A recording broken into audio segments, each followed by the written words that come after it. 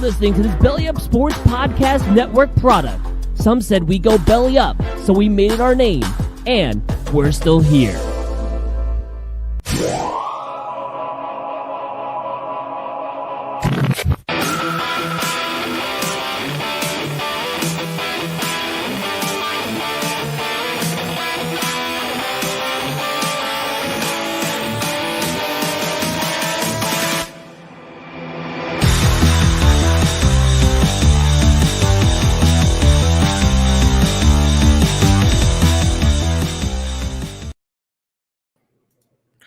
Welcome back to another great episode of the Scoreboard Addicts podcast. I'm Nick, and with me, as always, is TJ. Unfortunately, the Rook is still getting used to having two kids, so tonight it's going to be, except that it won't be just the two of us. Today, we have an amazing special guest back for the second time on the show. We really appreciate him. Excuse me. I'm stumbling over my words because I'm fanning out right now. Pure excitement. I'm extremely excited. I can't even speak. Legendary coach of multiple teams, to include TJ and my New York Jets. Coach Mike Westhoff is in the house. Welcome aboard, Coach. Hey, Dennis, thank you. No, I'm happy to be here. I enjoyed it the last time, and I said I'd be happy to do it again. So thank you. We really appreciate Coach, it because you're a man of your word. You said you'd come back on, and here you are again. And we really appreciate you being here with us.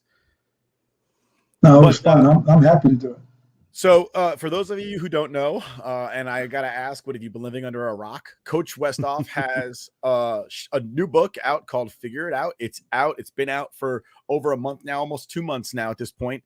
And it's basically his journey from a kid from Pittsburgh through 35 plus years of coaching and NFL greatness and just life lessons and struggle and triumph and 70 years of life that we can all really like sit down. If you appreciate football, you'll definitely appreciate this book.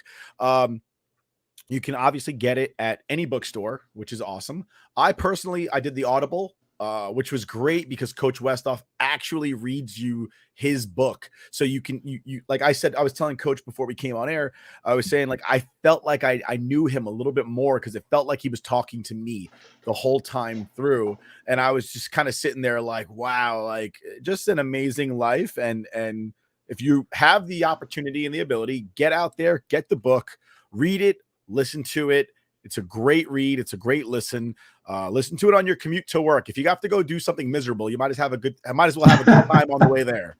It made my commute so much better. And like Nick said, it was like having a conversation with a friend you've had for the longest time, and you're just learning about them a little bit more about them and everything that they went through. And it's amazing, just that personality you put behind the book and how you're reading it yourself, so you can expand on things. You can get the emotion behind it. It was absolutely excellent. I'm really happy I did the Audible version because it was just that extra touch of it made it for me. I thank you. I enjoyed it. I enjoyed doing it. In fact, I was listening to it myself tonight. I was driving back about a half-hour drive for my girlfriend's actually, and I listened to the book tonight. I was listening to it. I went every day for 3 weeks to a studio. Oh, we lost Coach. I think that was my fault. And he was so good. I mean, he just was a really good. I'd read along, and you might make a mistake, and immediately he'd stop and clean it up. Okay, here we go, Mike, and it would pick back up and away I went. And so, it ended up without all the sniffles or whatever else you have when you read. So I really got some help. I worked at it. I learned a lesson when I first started. I was slow, I was, and it was work, but I had a good guy that helped me. He did a lot with me, and I kind of like it myself that way. I really do. I'm proud that I did that, and I think it came out pretty well. So thank you for saying that. Yeah. So, Coach, real quick question: I could have sworn at some point during the book I heard a page turn. Do they make you turn your own pages? You're an important guy. There should be a person there turning pages for you. You have ears that are maybe too good. Yeah, you would think after all the artillery. You could get in trouble with those ears. Yes, there was one little part where there was a tiny, I would turn my own pages, but that was actually audible. It was, but I actually talked about, because he mentioned to me, he said he's going to go back and get it. And I said, no, don't. I said, don't get it. I said, because, I did it. And this is what it's about. So I'm not really concerned if someone knows I turned the page. I said, so what? Leave it alone. And he did. And I said, when the players, when we interviewed them, and I said, look, you tell it, I will not edit it. I did not conduct an interview for the book. Barry Wilner did that for me. And I let them know that I would not edit it. I said, you say it however you want. If you want to swear, you swear. I do not care. I want it, your story, how you lived it. And I want people to know that. I want people to get a feel for what took place in this part of the game at this time, which has virtually, as you well know, it's been diluted. I think it's nearly disappeared. And it'll never go back to where it was. And I wanted to tell that story, and I wanted to be as honest and as forthright as I could. And that was all part of it, all part of the deal.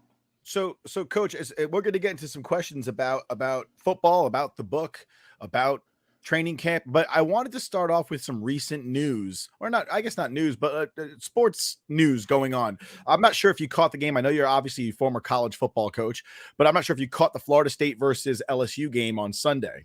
A lot of it, yes. So I thought it was appropriate. You were coming on the show tonight, and I'm a huge Florida State fan. As you can see in the background, I have a Florida State hat right behind me. I thought it was appropriate that the game ended on a missed special teams kick. They missed the extra point, and they lost the game because of it. Yeah, that's I feel for that. I really do. I don't know those guys. I don't know that kicker, but I root for them to have a realm of success. And if you're kicking a 50-yard field goal and you miss it, I can live with it. You miss a PAT. That's a tough one. That's a tough one. You hate to see that. So I hated to see that happen that way. I really did. I'm a Florida State fan. I loved it. Yeah, well, you're a fan because fans just want to win however you can win. But it was a lot of good things in the football game. I saw. To tell you the truth, though, I'm not going to get terribly excited about either team. Florida State was better than I thought they'd be. I wasn't terribly enamored with either quarterback. I thought they were okay, and I thought they were solid, but I was expecting a little tiny bit more. I think Florida State might have the bigger window because I think they're going to get. That's a tough environment. But come on, that's LSU's. That's their home. That's like a home field for them. They got everybody and their brother down there. My son actually went to the game. His buddy went to Florida State, and they went down to the game, and were there. And he said that the crowd was crazy, but if you're a Florida State fan, I think you've got a lot to look forward to. I think you're going to have a pretty good year. Thank you, Coach. I appreciate that. I'm looking forward to what Coach Norvell. I thought it was appropriate that a couple things. One, Verse, who came from University of Albany up here in New York, which is, it's funny. It's a state school. They have a football team. He gets picked up by Florida State, and he blocks a kick on special teams. He's a starter. I loved it. He's blocking a kick on special teams early in the game so that they didn't go up too far in the first quarter. And then great job he did. Busted through between the wing and the tight end. He dropped his shoulder. He got through. That was a big play. That had been a good drive. And they came up with nothing. And then you get they almost picked the darn thing up and ran it back. So that was pretty exciting. But no, you're right. Here's a guy that comes from Albany, and he gets a chance on a great school like Florida State. But not only that, on the biggest stage. Come on, you're down in that stadium's incredible. I loved it there when I was with the Saints, and great place. And here, so he gets a chance to make a play like that. Doesn't get any better than that. Doesn't get any better. Yeah, especially coming from a school like Albany, sure. They always have that conversation of, there's that adjustment going up to the FBS schools to Division 1A. I think he had 3 sacks or 2 sacks on Sunday, and then a blocked kick. I think he's adjusting just fine. I agree. I used to hear the same thing from college to the pros, and yes, and I made it very clear that the grown men play on Sunday, and it's not the college game. But believe me, the good ones can make the adjustment. they make it and they're ready to play. They move from this level to this level. They can do it, and that young man did that very thing. So more power to him. I think it was great. I was happy to see that. So with regard to your book, loved it. Obviously, I've said that. I noticed some stuff that I don't know if fans understand. I kind of am having a hard time wrapping my head around it. But you played linebacker in college, correct? Well, at first I did, yes. Yeah, when I was young, and then later as I got hurt, I hurt my knee, and I wasn't that athletic anyway. And then I moved. There was a different time in football, and they moved me to an offensive center. At that time, I was 6'2", and I weighed about 235 pounds. But we were playing kind of a fast ball, and Alabama had started it and had some success with it until then the great big guy Southern Cal caught up to him and beat the heck out of him. But I was good at it. I could do it. I mean, I wasn't a great player, but I was a good player. I started those years, and I was the most valuable player. I was captain. So I had a good career, and it was fun. It was fun. But I got in a place where I was being asked to do something that I was actually capable of, that I could do, and that's the key. Say I was a real good player. No, I wasn't. But at that role, I was good. I did it very well, and that's kind of the key to football. Get somebody in the right spot where he can. I've had some good guys that have played for me that if I don't have them in the right spot, they've never made the team. They never would have made it. And that's kind of all I did in my career was basically that. But I'm proud of it, and it worked out, and it was a lot of fun for me. I think if we could, I'm a Yankee fan. If you could have a sit down with Aaron Boone and tell him to put his players in positions to be successful so that maybe the Yankees could be a little bit more successful, I'd really appreciate it. Because it seems to me that he's just not doing that. But with I'll let you guys handle that one. With regard to coaching, so Coach Robert Saleh, who's obviously the head coach of the Jets, you've met him because you were at summer camp this summer. Uh-huh. He played tight end in college. Mm-hmm. Now he gets to the NFL and he's a defensive-minded coach, gets hired to the New York Jets, and the concept is always he doesn't know anything about offense. He's a defensive coordinator, but he played tight end in college. So does the role that you play in college or coaching, does that have much of an influence on your ability to coach? Because, again, he becomes a defensive coordinator, but he never played defense prior to becoming a coach. So, do you need to understand it as a player in order to teach it as a coach? Not necessarily. You bring up a good point, though. You bring up a real good point. What I believe is that's all part of a repertoire. You see, his playing tight end, that obviously that affects him. He knows a lot about that. He knows how to run a pass route. He understands angles of blocking. He knows a lot of little things. Okay, but yet at the same time, it's just part of what goes in your notebook, what's in your background. Okay, so then he goes in, he gets involved in defense. But yet, it's not like you can say you don't know anything about offense. When you're a defensive coordinator, you know a lot about offense, and you're never going to stop one. If you don't understand some offense, how the hell do you think you're going to stop them? I mean, trust me, I've known some, you could talk to Sean Payton, who I thought was just a tremendous coach and teacher. And he could tell you a heck of a lot about defense. He could coach defense, but he was a brilliant offensive coach. So in order to do that at that level and that level of expertise, you throw all of your chips into that basket. And so, yes, your time as a tight end, sure, that's important. You're gonna talk to a linebacker. Well, how do you play that tight end? How do you line up on him? How do you jam him? What do you do? How do you get off his block? All these little things. That's all part of your knowledge. And I don't think because you were in one spot, that necessarily means you go to another. I don't really believe that. I think you put it all together and you feed off of that knowledge. And then you just keep, as Don Shula would tell me every day, you never stop learning. You never stop learning. You just keep on going, moving forward. And I think that's what he's doing. I kind of like him myself. I met him. I don't know him all that well, but I'm going to root for him. I'm really going to root for him. I hope they do well. I think they're not quite there yet, but I'm really going to root for him. I like him.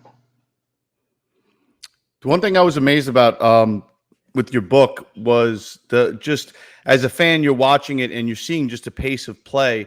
And then to hear that, you got Leon Washington looking over to you on kickoffs to signal which way the ball's going, because you could tell as, the kicker kind of approaches the ball, which way we're going with it and what kind of play we're going to run. And that's all happening in the second before, his foot connects with the ball. It's just that time frame just does not make sense to me. It's insane. I think we did that better than anybody ever did it in history. I think we did it the best.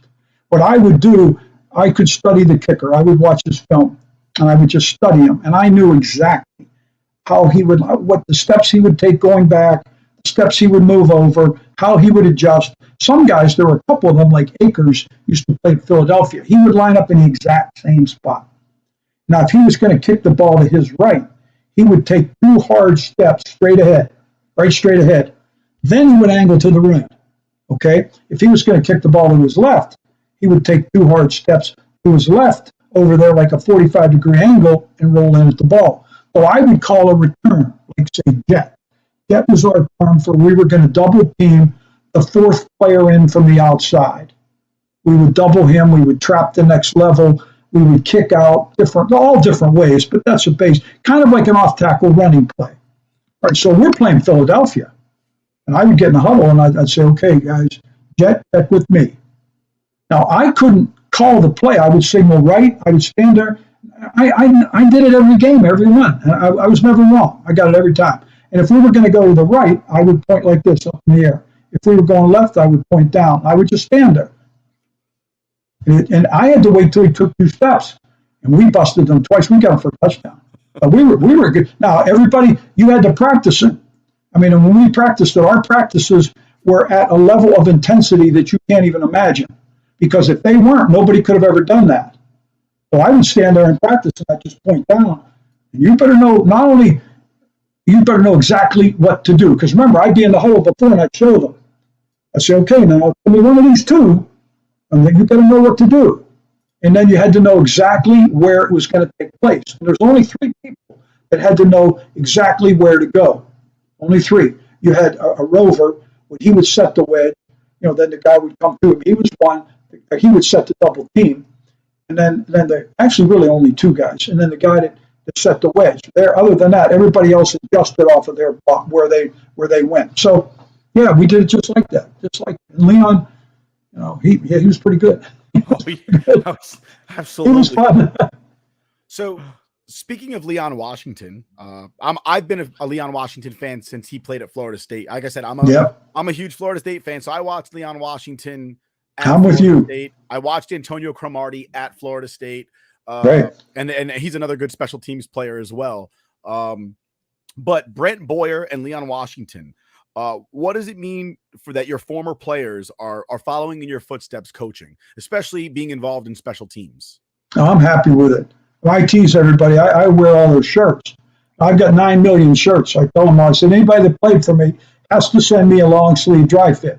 So I got them all. I've got to see Seattle, the Rams. I had Houston, so Seattle, Rams, Minnesota, the Jets, Giants, Miami, Carolina, Atlanta, Saints. I can keep going. All those guys used to play for me at the Colts, or they coached with me. So now they have to send me shirts. So the guys that played for me, I'm very happy. Oh, Jaguars, Bernie Parmelis is the Jaguars. So I keep going. I'll name most all of them that I've had. And so if I wear all those shirts, I've got more shirts than anybody in Florida. That's what I wear. I wear them every day. So I love it. I love that they did it. I root for them. I talk with them. Some guys I talk more than others. Coach out at the Rams, Jody Camellis, we talk almost every week. He'll tell me some of the things he's doing, his game plan things. He's very good. Joe's a good coach. He likes to. You can't do as much as we used to do, and most of the stuff that I used to do, it's all illegal now. So no sense talking to me anymore. But it's still kind of fun to kind of throw some things around and get a little bit of idea on some things. Still fun. So speaking about, former players that are, obviously going down, following your footsteps, essentially taking what they learned from you and going on. You specifically talk about in the book that you won't let numbers, dictate if you're going to go after somebody or not. You said you'd fudge numbers if it needed to, in the case of Zach Thomas and specifically Larry Izzo. And Yes. Do you think now the way scouting is and the way coaching is, you obviously had a keen eye for talent and you were able to use your instincts and just that eye for talent to be able to pick up these players who obviously are wildly successful players. Do you think scouting today kind of just stays with this, statistics and the numbers game and what you to can a do? degree, in some roles, yes. Don't get me wrong. Numbers are important because in the NFL, there's a certain base, a certain speed that you better be close to it. If you're not, I don't care. But my point was, don't let the number be the determining factor. I got that from Woody Hayes. Woody Hayes said to me, Coach, he said, I never saw a weightlifter that was a football player. He said, but I saw a lot of football players that got better lifting weights. He said, don't let a number be the deciding factor. So when I went out to Texas Tech, and I'm the only coach that went, I wasn't only scout, but I'm the only coach. And Zach Thomas was 5'10 and a half, and he weighed 223 pounds. Well, that's not exactly great linebacker size. But I didn't care. I knew. I watched these films. I knew he was good. I loved him. And so he should go in the Hall of Fame. He should go in. He deserves to be in the Hall of Fame. He was a league leader in tackles. He Pro Bowls. The guys. So when I was there, I wasn't going to let the number keep me from getting him. So yeah, I did. When I filled out my report, yes. And he talked about it in the book. He was interviewed because he spilled the beans on me. Because he told me, he said, Coach, when I would go to use the bathroom. And he said, I looked at my sheet and you kind of changed some things. He said, I did 22 bench presses and you gave me 24. I said, I don't care. I'm going to get you. You're coming to Miami. I said, I don't care what it takes. So yeah, I'm going to lie, but I'm not going to lose you. So if I have to give you an inch, I'm going to give you an inch. I didn't care. And so you can do that with the guys that are really good. You just get a feel for it. And they have a base number. Of course they do. If they don't, they wouldn't even be in the running. But I mean, a guy like Larry Izzo, there's probably nobody that came from a point of obscurity to a point of prominence more than he did. He's 5'9 and a half and he weighed 213 pounds and he's a linebacker. He played 13 years. Right. He went to 4 Pro Bowls and he has 3 or 4 Super Bowl rings. He could play nice at coordinator with the Seattle Seahawks. But in the roles that I knew I wanted him, right. I knew he'd be perfect. Could he go in there and play middle linebacker for us? No. Can be a special teams player? Yes, especially back in those days when the game was so different. Then it was easy. So that's my thought with the numbers. Can you just get away from it? No, you cannot. Can you just rely on it? Nah, come on. You got to make sure. You got to make sure who you're playing because those guys that play on Saturday, as great as that game is, that's the grown men play on Sundays, and you better make sure you know the difference. Talking about guys that look great as weightlifters, but they're not necessarily football players. Vernon Gholston is a great example. Like in my head, the guy was a monster at the combine, but as far as using that technique and that ability, he didn't. Obviously didn't pan out with the Jets or didn't catch on elsewhere. I'm sure he was a very hard worker, but he was. Lifting weights doesn't necessarily mean that you're going to be successful on the field of battle. You're there and you hope it translates, but it doesn't necessarily have to. I wasn't there that off season that he was drafted. That's the year that I had the medical leave of absence and I wasn't there. Now I came back during that season when they brought me back. After they had drafted him. I believe if I had been there, because Eric used to, he would ask me to help him on some tough calls, and I'm quite certain I would have not done it. But I liked Vernon a lot. But there was a role that he had to be in. I think the part in the book that I talked about Vernon Gholston is one of my favorite stories that I lived. I really felt for him because when you're the sixth player taken in the draft, and you're struggling. That locker room can be a lonely place. It's a lonely place. And I felt for him. And I told you there was that snowstorm and I went to that diner and I'm sitting in there by myself and that guy comes in and talking to me, the owner of the place. He said, Coach, you're sitting in Vernon Gholston's seat. Excuse me? He said, yeah, he comes in here during the season and eats dinner here by himself almost every night. That just killed me. So I said, okay, I'm going to find a place for this guy. And I put him on a kickoff team. Now, at that time, we had number one kickoff team in the NFL. I mean, we were good. We were really good. And I put him, because I used to flip-flop the team, and we would kick to a corner. And I put him on the side we were kicking to. And I said, you just control this small area. And I used the example. I said, you got to see yourself as a security guard. You don't have to cover the whole lobby. You just got to cover the elevator door.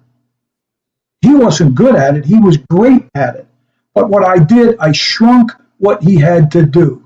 Now, could he do that on defense? No, that's not going to happen for him. It just didn't. But for that little tiny thing, I felt really good because it gave him it gave him something to be proud of. You know, he could sit in a meeting and he could hear something good for a change because it was tough. You know, he just he shouldn't have been taken with the 6th pick in the draft. It just should have never happened that way. Plain and simple. But I'm glad I found a little solution to help him. Do you think they set him up for failure with that? Obviously, getting drafted so high, a lot of expectations on you, and you may not be able to live up to those expectations. I can definitely understand what you're saying. I'm dealing with that at work right now, where one of my soldiers, he's kind of been having a rough spot over the summer where he just can't get anything right, keeps messing up, and he's getting down on himself. And he came into my office the other day kind of down about it, and he was telling me like, hey, I don't know if I deserve what I'm getting. And I took him to the side. I said, listen, kid, if I thought you didn't deserve what you're getting right now, then you wouldn't get it.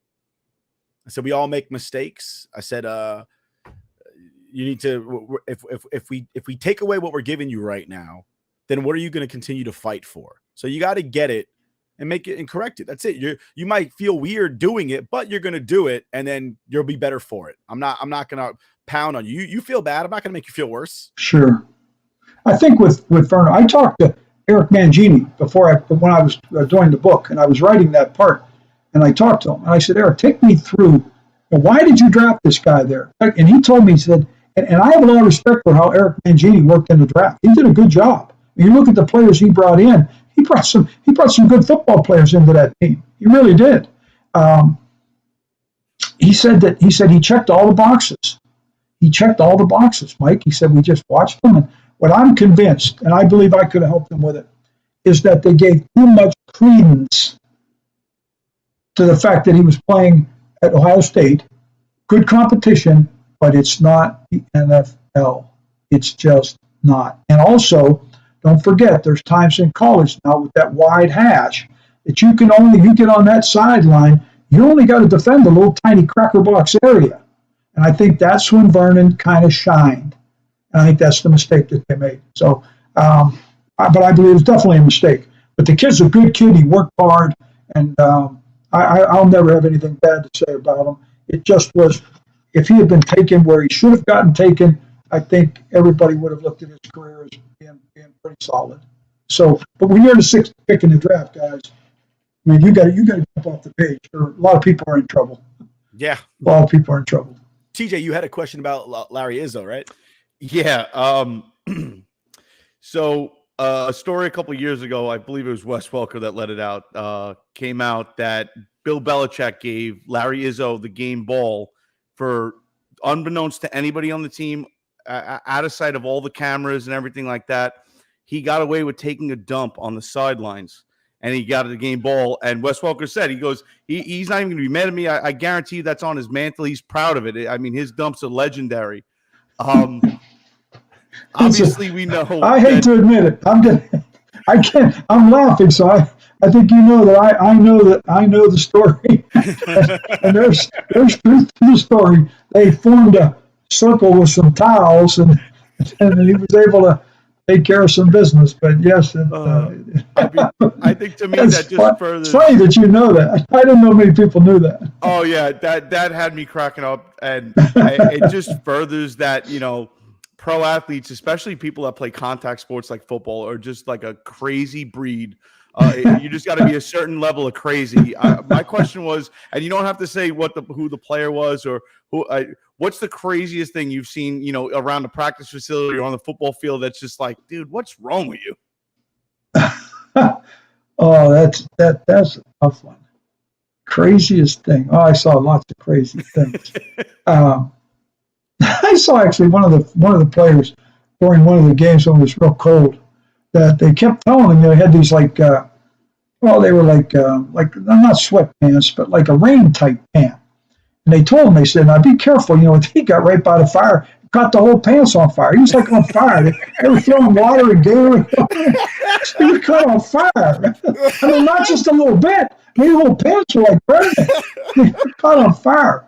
So that was a pretty crazy thing. And then, but there was just so many stuff that had happened. The one I really did enjoy writing about was the Justin Miller thing with Rex Ryan when because he got in a fight with Wayne Hunter. And the one person you don't want to fight is Wayne Hunter. I mean, if I had to pick one person in my entire career that I'd say the one guy that you don't want to fight, the number one guy, I'd pick Wayne Hunter. Because, oh my gosh, was he tough. And he had a mean streak. He could hurt you. And then he'd be the nicest man, a good guy. But he'd lose that temper. And he told Justin Miller, we were doing things, it was Thanksgiving Day. And Brian Schottenheimer, we had some penalties. So he wanted to, get a little tough on him. And so anybody that got a penalty in practice, they had to run a lap. Now, I think that's a big mistake because you're running a lap while your team's running plays. That would never happen during my period. You might be running after practice until I got tired, but you're never going to run during one of my periods. Anyway, so he takes off, and Justin Miller's kind of making fun of him. So Wayne tells him in no uncertain terms how he should shut up. And Wayne could be very clear with that message. But then about 2 minutes later, he gets another penalty. Now Justin keeps up. Now Wayne goes after him, and they start to fight. Well, of course, thank goodness the players got it broken up pretty fast, or Justin would be dead. We'd be going to the funeral. He'd have killed him. But then it's not 10 minutes later, and it happens again. Oh, no. And now Justin says something, and Wayne just stops. And he says, after practice, I'll find you in the locker room. He said, and nobody here can stop me. Nobody. And he just took off on his lap. And I'm standing with Rex, and I went, you got to get on top of this. Because this guy's serious. Rex called Justin Miller over, and he told him, he said, you crazy? He said, I'm going to tell you what to do. Go in the locker room right now. Do not take a shower. Leave your equipment on. Get in your truck and drive home. He said, I better see you driving out of that lot in 1 minute. He said, and don't come back till tomorrow. Well, 2 minutes later, I see him with his helmet on driving his truck on Thanksgiving Day. And nobody said a word to him. Everybody was like, next day, you're a smart man. It's funny, like, that had me laughing right out the gate. And then you just back it up with answering the question that, as most guys would have, is like, oh, you had to catch crap for, driving out of the facility with your stuff still on, running away from a fight. And it's just like, you answer that question like, everybody knew. Like, that was the best thing he could have done. A lot of them were so happy that they didn't want to have to get in the middle to try to break it up. Because you never know who he turned on. He was just tough as nails. Oh, I can still see him drive Thanksgiving Day, driving out of the parking lot in his equipment. It was an all-time classic. Maybe only in the NFL. Only in the NFL. So, Coach, we had lots of them. We had lots of stories. Speaking of fights, over the summer, there's been from what I understand, Coach Sala put out something along the lines of his rule was you can fight, don't throw punches. Now, from what I understand, a lot of punches have been thrown this summer. Now, us as fans and the media may not know what the repercussions of those thrown punches are. But if you were the coach and you had a rule like, hey, listen, we can fight. I remember Rex's rule was don't pull your own teammate off the fight. Pull the other guy's teammate off the fight, so that if somebody swings, you're holding their guy and he gets hit, not our guy. But if you're the coach, let's say you're Robert Saleh today, and somebody breaks your rule, and you say no punches, and they break your rule. What are the ramifications? I'm not going to say I can't do that. That's just not in my makeup. I can't say no punches. Okay. I'm going to say, look, I'm going to really discourage it, and we're going to talk about it. And it's not. You want to be competitive, not combative. There's a big difference. You want to win. I mean, I used to love to go against other teams because my goal was plain and simple. I wanted to beat the hell out of them. I mean, it's in the book. Kerry Glenn, that I used to play for me at Miami, Al Davis called off the practice over in Tokyo because we ran this guy and threw him over the Gatorade table. Al Davis took his whole team off the field. Took him off the field.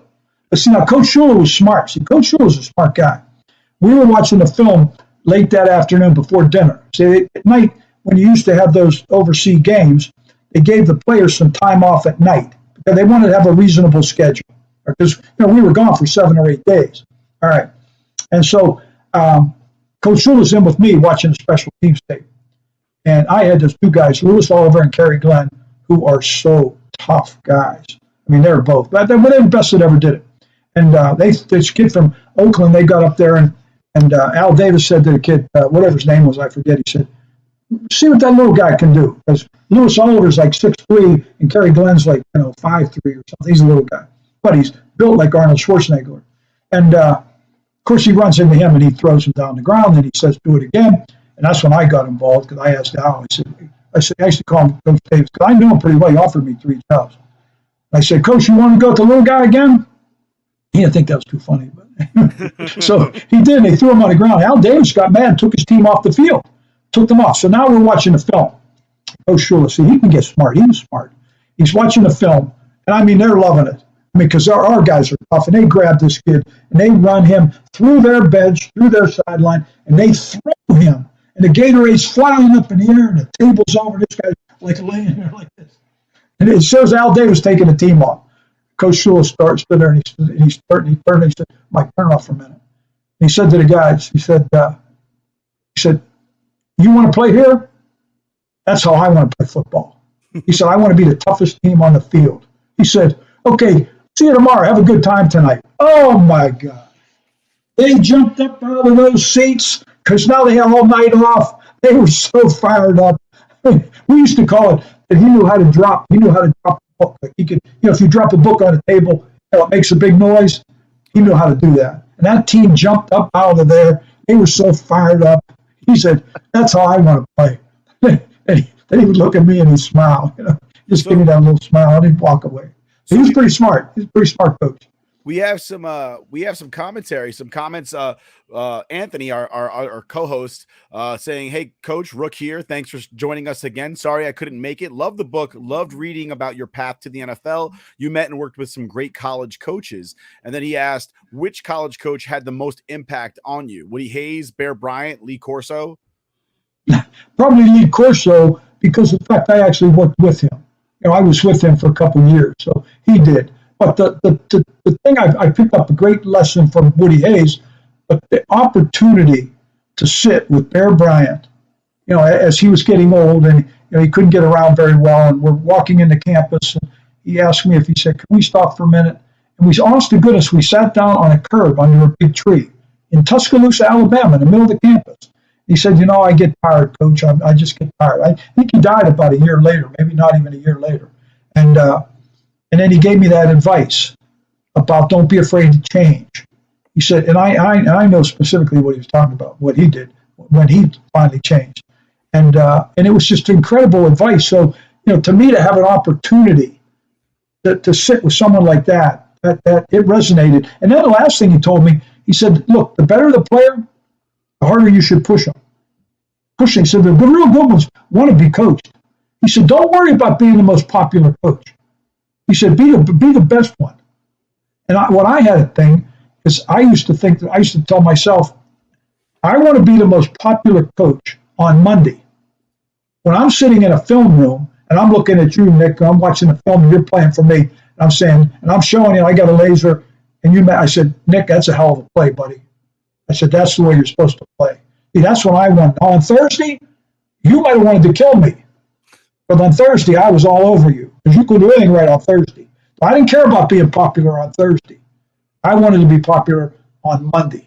And I kind of got that from Bear Bryant, to tell you the truth, just in my hour and a half time with him. But Lee Corso, because he gave me a chance and I was with him, if I had to pick one, Lee gave me an opportunity when I didn't have one. And that was pretty cool that he did that.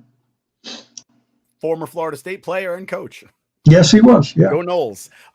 Speaking of coaches, one part of the book I absolutely loved. I've never heard this perspective before, but I absolutely loved it, and I can't recall which coach it was. But you said that you hope that when we all live our lives and we pass into the great unknown, that we're all given the opportunity to come back to one moment in our life. And your moment was, I want to punch that coach square in the face.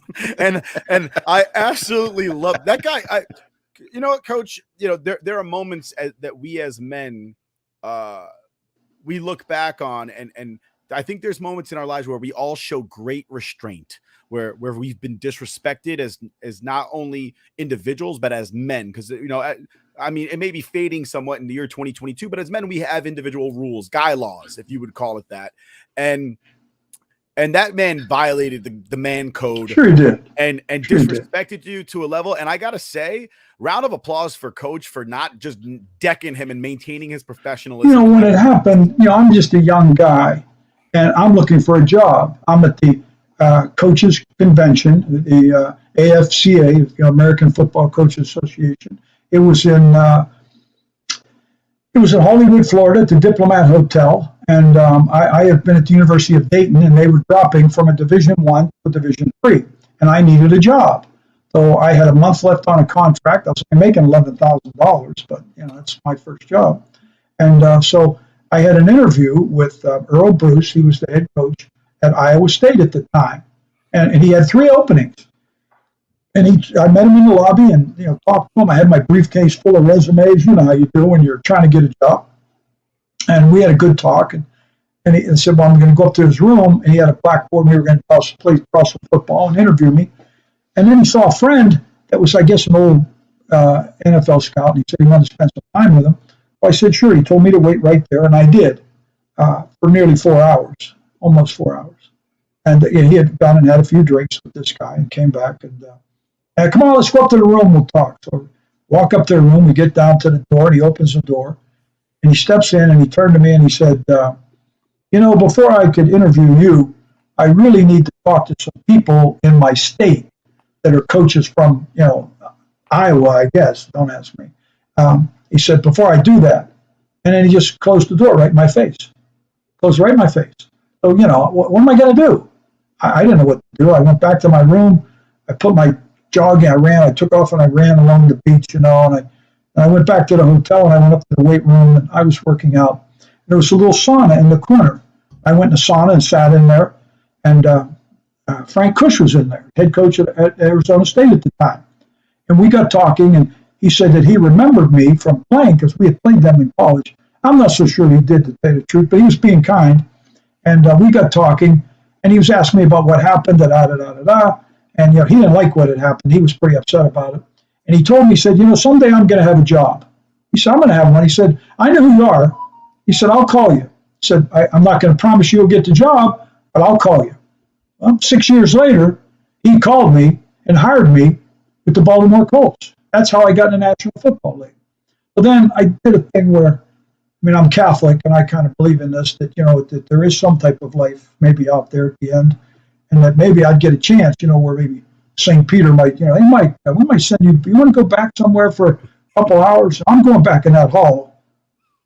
I'm going to beat the hell out of that guy. I said, I'll still be happy. But back then I could have done it with my eyes closed. I could do it today with my eyes closed. But, that's just, because it was crummy what he, and he ended up being a good coach, and I'm sure he's a good man, but that wasn't a good thing to do, period. And I don't care who knows it. If you do it, then if I did something like that, I'd be ashamed. So he should be ashamed. And he's fortunate that he didn't get his little ass kicked. But that's what he deserved. But he's older now. What are you going to do now? But I wrote about it. But that's the truth. And it's amazing that as hurt as I was, that led to me getting in the NFL. Right. Crazy. And that's how I got in. Frank Kush. And he remembered it. He said, remember what I mentioned? He said, I told you I'd call you. He said, no, he had all these jobs. He didn't know which one. He said, look, I need a strength coach. I need a special teams coach. I need a tight ends coach. I need somebody to help with the offensive line. I need somebody to help me out. I said, okay, I can do them all. He started to laugh. He said, you can't do them all. I said, yes, I can. You know, all right, we're going to find out. He said, if I can't, then I'm going to fire you. So I took a chance. And that's how I got in the That's how I got in the NFL. That's how I did it. That's kind of like the duality of man right there. You have one man that to me, that's dishonorable to sit there and waste your time for 4.5 hours or however long it was. And then you have another man that remembers 6 years later that he made a promise and he kept his word. That's a man's man right there. Where that's how I feel. One day I'm going to have it for you. And I love him for it. I always will. I think that's all you can ever hope for is at the end of it all. And I always tell the guys, like I'm in the Army, so I always tell my soldiers, I said, no matter how many awards you get, there are really only 2 awards that really amount to anything once we leave this organization. That's the Medal of Honor, because your kid can go to West Point or Annapolis for free, and you don't need a recommendation from a senator or a congressman. I said, and a Purple Heart, because you can get some VA disability for that, you know? I said, but ultimately, all that matters is at your retirement, you hope people go because they want to honor you. And you hope that they say you were a man's man, you were a soldier's soldier, and they took care of you. You cared about the guys. That's all you really care. Like at the end of my career, if guys look back and they go, you know what, he was a jerk, but he was our jerk, and he took care of us. That's a good way. Thank you. I totally agree. I think it's a good way to look at it. And I can see. I would imagine that the guys that are serving under you would resonate from that. I think that's a good way to have it. So it's pretty cool that you. I didn't know you were in the military. That's pretty cool. You moved up a little bit now, Mike, but I think that's pretty cool.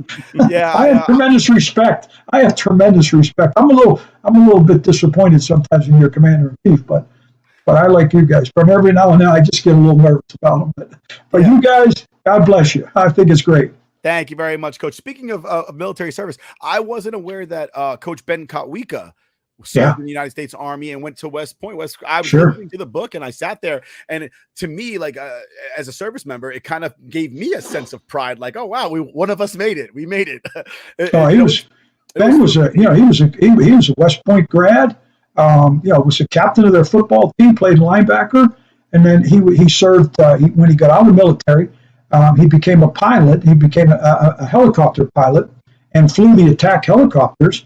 And he served in. He was in Bosnia. He was in Korea, and of course he was in. He was in the Mideast, both Afghanistan and Iraq. So He showed me one night real late. I can't tell the whole thing. He would kill me if I told the whole story, but of a clip of from one of his helicopters. Oh my goodness gracious!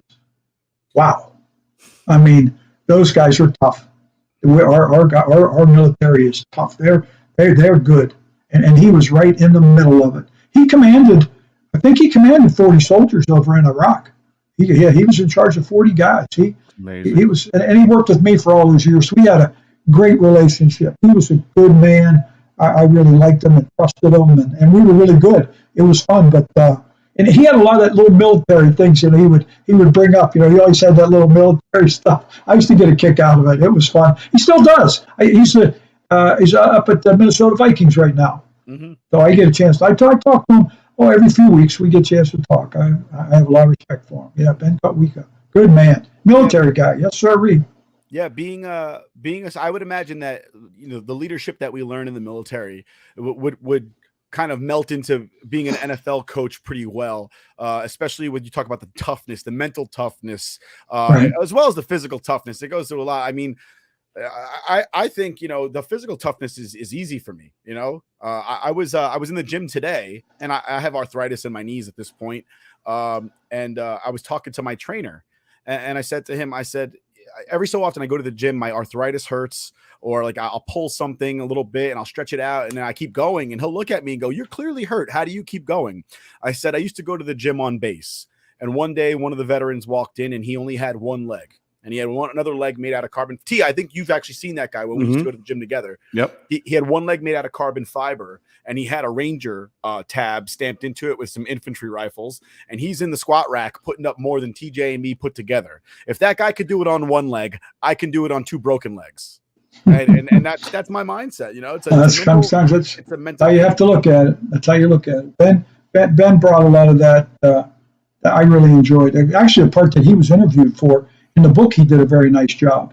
he did a good job with it. The way when he was interviewed, how he described getting on the plane, and then the drawing that I would give him. It was really cool. He did a nice job with all that. So yeah, we had a great relationship. It was and we were good. It was kind of fun because we were good. So it made it fun. So speaking about, kind of men being men, and so when you were palling around with your son, I think he was 4 at the time, and that kind of led you down your long journey of, injuries in and out of the hospital, dealing with your medical conditions and stuff like that. And you were a very young man at the time when that happened. Were you, did you fall into the category of like the typical guy, especially athletes? We kind of feign away from going to see the doctor regularly because we don't want to hear any bad news, and we always assume the worst. So I think a lot of guys fall into that, especially athletes. They don't want to know about their own mortality. Were you, before that, a guy that kind of feigned away from going to the doctors and getting regular checkups? Before, absolutely, I was. Yes, I was. I was exactly like that. I really never thought that I always felt pretty good. I didn't smoke. I drink a little bit. I don't drink very much. I lived a pretty healthy lifestyle. I would work out. I used to jog. I lifted weights. I did things. So no, I wasn't a big doctor guy. I really wasn't. No, I'm probably like you. I shied away a little bit. And then all of a sudden, I've got this leg that hurts. Something's not right. And I got it examined. The next thing you know, I went through a boom. And here all of a sudden I had bone cancer. And and how the hell did that happen? And that changed my life and everybody's life. But that's what we don't get a hall pass in this life. Nobody just hands you and gives you one. So here's a hall pass to get through life. You don't get that. You got to figure it out, make the best you can out of it. And there's two things I think by that. You can make the best of it, which kind of means sometimes you just tolerate it, or you make the best out of it. You say, okay, this is what I can do. Maybe I can't do everything, but I'm sure as heck going to do this. I'm going to push it and try to see how far you can take it. And so, and I just don't think I did too much more than hundreds and hundreds of cancer patients that I've seen. I just was in a more visible spot where people could see it. But I figured it out. I had to wear a leg brace, that big full leg brace, and it was awkward. I had to use a cane. But I used to think to myself, I said, that guy on the other side of the field over there. So he looks over here and he sees Mike. Now, back when I was first got in, I was pretty athletic. And I could run, I could throw. I used to throw the receiver drills in the combine. I was pretty good. Well, now all of a sudden I'm walking around like an old man with a cane. I used to think, see this old guy with his cane? He's going to kick your ass today. So I hope you're ready over there. Because you don't look like you're ready. Because you don't know what's coming. And that's how I did it every single time.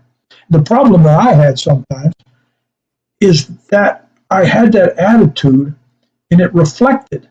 So a lot of the guys, they didn't like me. I wasn't very popular with the coaches. I was probably I might have been the best known. I was the least probably liked because they thought I was arrogant or whatever. Because I didn't like them anyway, to tell you the truth. But then after I was finished and they got to know me, they thought, well, he's actually a pretty nice guy. And but that's just the attitude that I developed, and I wanted to try to, like you were talking about, Nick. You just do the best you can with it, and keep moving. And that's kind of what I tried. I just tried to do it that way. But that's how I saw it, and I saw myself. So, my sergeant major always tells me, he goes, "It's called leadership, not likeship." and that's a good one. I would have used it. I stole that from you. All right. And I would have taken credit for it. In your next book, I would have let you know. No, that's a good one. I think that's a real good one. I like you. You tell them I think it's pretty good. I wish I had heard about it 10 years ago. Yeah, it always resonates with me because I always tell people, listen, I'm the biggest jerk you'll ever meet, but I'll run through hell for you. But I'll tell you I hate you on the way. I think my soldiers realize that, I don't always have the nicest things to say, but if they were in jail, if they were in trouble, if they were getting hurt or something like that, I'd be the first one down there to help them. I'd let them hear it when I got there, but I'd be there to help.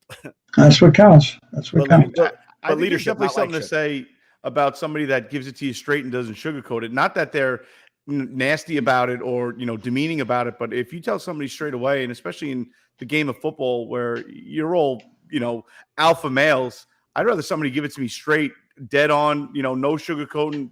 It is what it is, because I mean, at the end of the day, especially if you're a certain type of player, position player, that's your livelihood. That's your job. Don't sugarcoat it for people. Just exactly what it is. It is. If you suck today, you suck today. If I believed it. That's what I believed. I believed on it that very same way. That I was going to be very, very frank and very honest.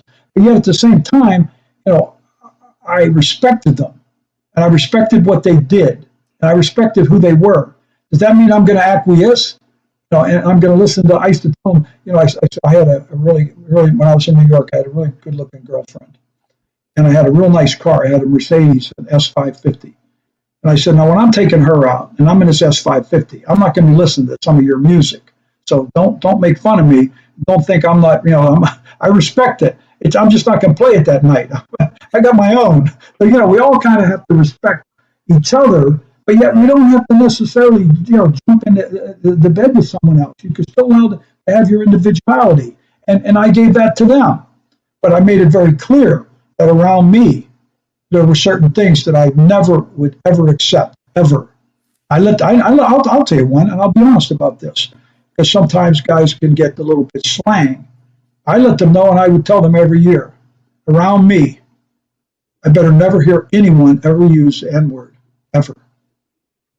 I said, you think if that's the way you believe, that's part of your culture, whatever, you do what you want, I'm okay with that. That's your life. But around me, I won't stand for it. And I would tell them why, going back to when I was young and I was in school and what it meant to me. And so I think sometimes there's parameters that if we choose to not only live by, but work by, then I think we'd all get along better.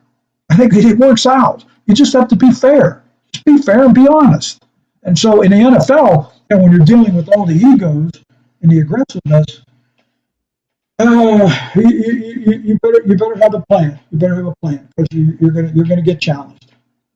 I do want to compliment you. Your book is put together very well in a way that it just, the way you seamlessly go through stories, but also it lends itself to kind of giving, I guess, a background on you and your characteristics, and giving us a little insight about you. And just by reading it, you can tell what kind of, person you are. At least I think you can. And the one thing that resonates with me is how you always seem to go out of your way to, keep somebody from at least being embarrassed. I think it was, I believe it was Mike Tannenbaum. I think he went after, kind of started yelling at one of the doctors in front of you, and you kind of covered for him and say, I wanted to have a discussion with him about, I covered. I lied right. For him. But it's one of those things where I think that characteristic, I think anybody can respect, just because and the way you conveyed it, it's like, obviously Tannenbaum, maybe he's having a bad day, whatever it is. Yeah, it was. I'm not trying to. I mean, I was a little tough on Mike at times, but I'm not trying to kill him with that. He just it wasn't necessary. And the poor guy was a brand new doctor, and I mean, he ripped them in front of everybody. And the poor guy, he was just in shock. And I said, Mike, I grabbed him because I was asking about one of my guys. I made it up. I lied. I made it up. And it covered it. It settled down. Mike settled down. It was done. It was over. And but it needed a little bit of water on that fire. And I wasn't afraid to throw some on it. And I didn't like it. And I wasn't afraid to. And I didn't have to do it. I didn't embarrass Mike. I did not. I didn't do that. If he had kept it up, I probably would have, but I didn't have to. But thank goodness.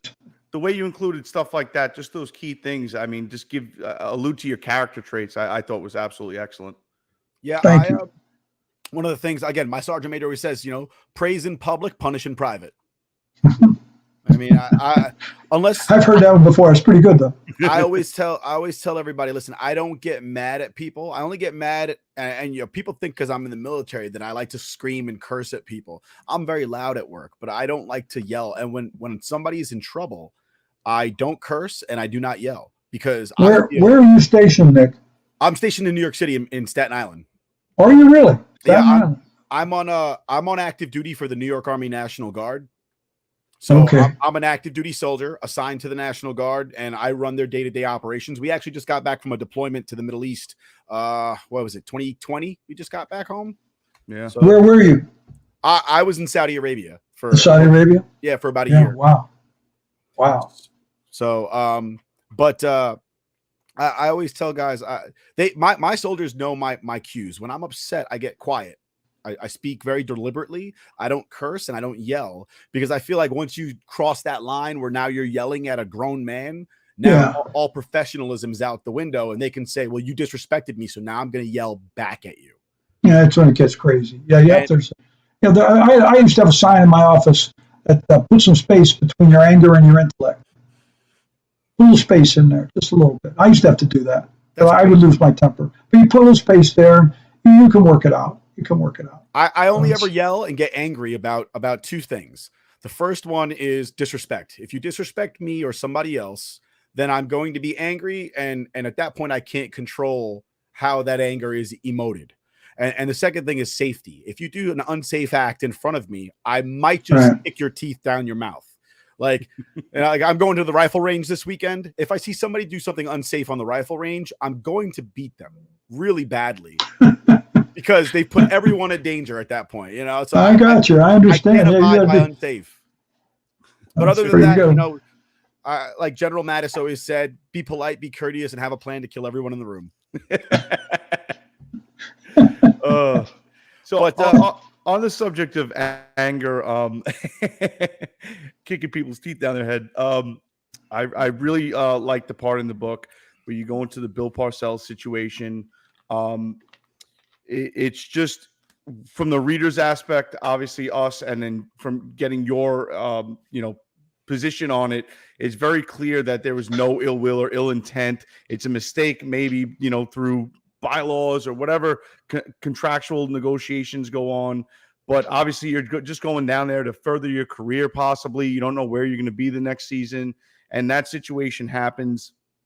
You say it was a letter written to the NFL that was you got a hold of, and obviously you had a relationship with the guy, and for everything to go down like that and then essentially get accused of cheating is one of the worst things that I think, especially as a competitor, you can. Yeah, that was tough.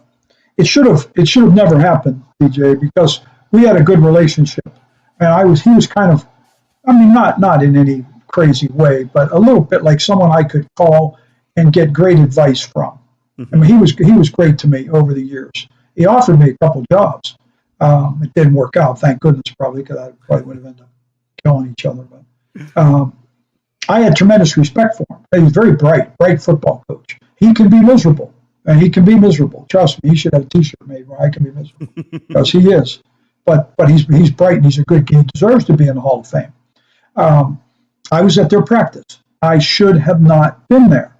I didn't know it. See, at the time, I was on medical leave of absence. I was completely gone from the New York Jets. They hired a new special teams coordinator. I wasn't in the press guide. My name wasn't anywhere. I was still under contract, but I had a year left on my contract and my insurance and everything. And then it looked like the original thing was that this surgery would force me to retire, that I would not be able to come back from it. But that's not what happened. That guy's so bettering. What he did, I felt better than ever. So now I'm walking all around. I'm back in Florida. I'm swimming. And I thought, well, I'm going to go back to coach. I feel great. I was 60 years old at the time, or 62 maybe. I forget what I was. And I said, I'll go back and coach for a little while. And so I went over there. I called the Tampa, and I went to see my friend up there, and my friend Joe DiCamellos up at the Jaguars. And then I called Bill. And so I took my friend who was a neighbor of mine, was a retired policeman. He drove over. And we had a great day. I sat with Bill Parcells in his golf cart, watched practice, enjoyed the practice. But see, technically, I wasn't allowed to be there. He didn't know that I was still under contract. He did nothing wrong. I didn't know. That was my fault. I just didn't know. But one thing for sure, I didn't go over there to hurt anybody. Right. I just watched practice. And then a couple of weeks later, I thanked him. I wrote him a note. I thanked everybody. The Jets signed Brett Favre. Well, now all of a sudden, things begin to change. And they look pretty good. And they came to me. They said, Mike, you've got to come back. Our special teams aren't where they need to be. We made a mistake. You got to come. And I went to see the doctor at Sloan Kettering. He told me that he didn't want me to do it, but if I wanted to do it, I could do it. The leg was fine. So I went back. I did not let them fire the guy that they had hired. I told them, if you fire him, I won't come to work. I won't do it. I'm gonna. So I made him keep him, and he worked with me. We did fine. We got along great. We did fine. But then Bill writes me a letter because we were going to play the Dolphins, that I shouldn't be allowed to coach in the game. And I said, well, why? And he called me. He sent me this letter, and he wrote the letter to the league, and the letter was pretty tough. It was pretty tough, and it was, it basically accused me of being there, and not that I was necessarily went there to cheat, but the fact that I was there could lend to that. And I told him that was ridiculous. It's just not, that's crazy. So the NFL came in and investigated me, NFL security, and they told me that they said, Mike, you coached the game. Don't worry about what he says. Said, you didn't do anything wrong. You made a mistake. You didn't do anything wrong. So I felt that if I had not coached the game, I would be admitting that I did something wrong. Right. And so 5 days before the season started, I went back to work. 5 days. Please, I didn't know anything. I'm just trying to figure out where to line him up. And so that was a crummy thing to do. He should have not done that. And I was pretty pointed in my book about what I thought about it. Yeah, absolutely. So I don't care what he thinks. And he never talked to me against that the rest of his time. Never. I used to talk to him a lot. And it's a shame because I think it destroyed what I believed was a solid relationship, not best buddies or something, but pretty good that I certainly respected. And it didn't need to end that way, but it ended on a very negative. And I was, the phrase I used in the book, I'm sticking with it. That's what it was. I'll let it go at that. Yep. I'm not changing one thing. He's never called. I wish he would call me. And now you were on the other side of, when Spygate happened with the Patriots and Bill Belichick with the Jets and stuff like that. Mm-hmm. As fans, I guess we get frustrated because obviously having to deal with Tom Brady in the Northeast the whole time and Bill Belichick and all their nonsense. But is there when you get accused of something like that and then it's found out that, you are guilty of what they were doing, essentially filming from a location that they shouldn't have been filming from. Right. It's, as a fan, it seemed like, with the fines or whatever, it still seems like Bill Belichick walked away unscathed. Is there like in the league, is there fallout just among the front offices and the teams? Like kind of, as a fan, that's a good question. I don't think so. I think the thing that people know, especially in the business, is you see how well he does so many different things.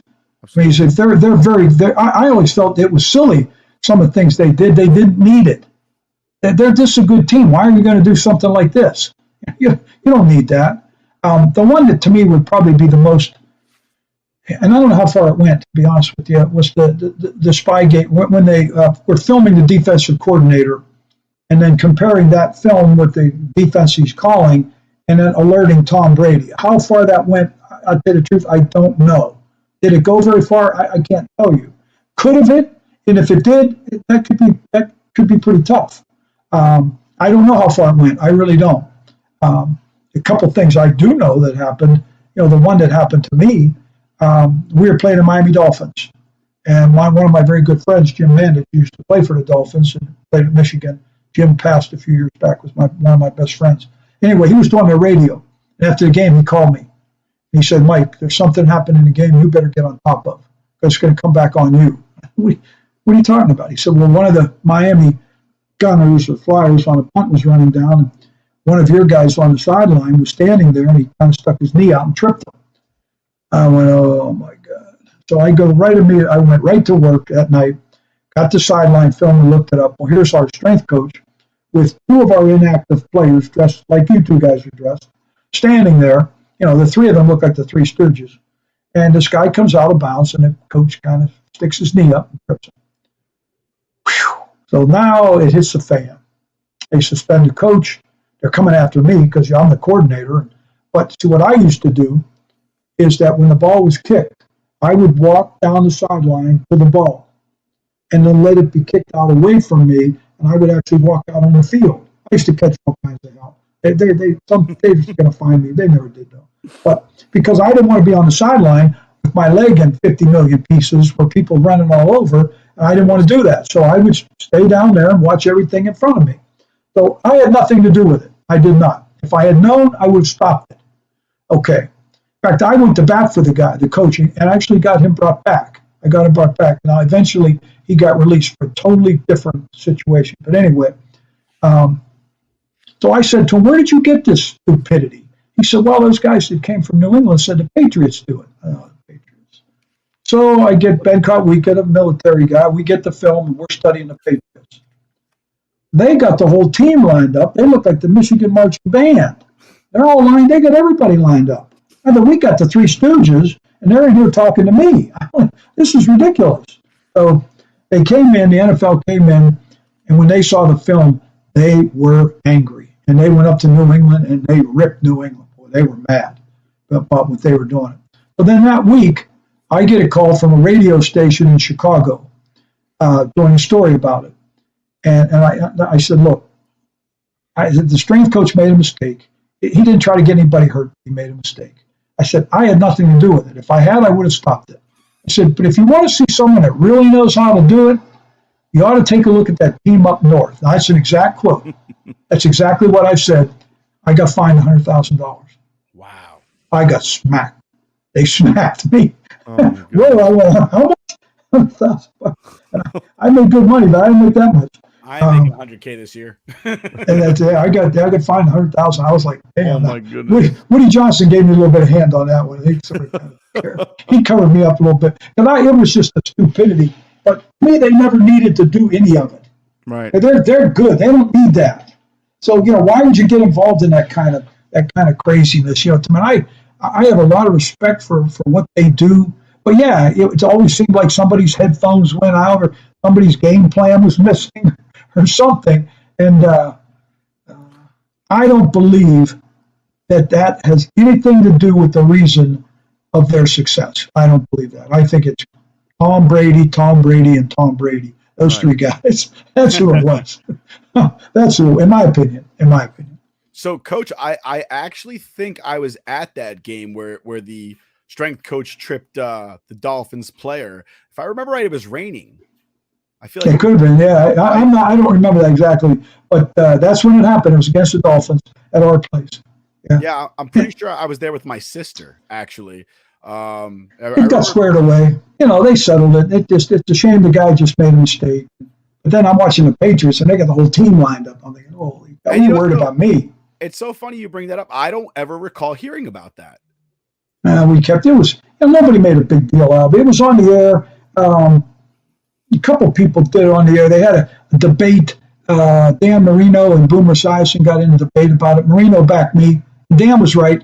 I had nothing to do with it. I wanted to take a lie detector test. I would have argued with Boomer. I'll take the detective test and bet you $100,000. I was going to take all his money because I really did not do it. I really did not. When Mike Francesa, I got pretty upset with him because he talked about my involvement, and then but Mike had some guts. Mike came out to our offices and came in with me, and he sat down. And I showed him the film, and we talked about it. And I said, "Why would you think that I had something to do with this?" And he said, "Well, it's pretty simple." He said, "There's not a thing that goes on with special teams that you don't completely run." I said, "Well, you're pretty smart." I said, "You kind of got me there.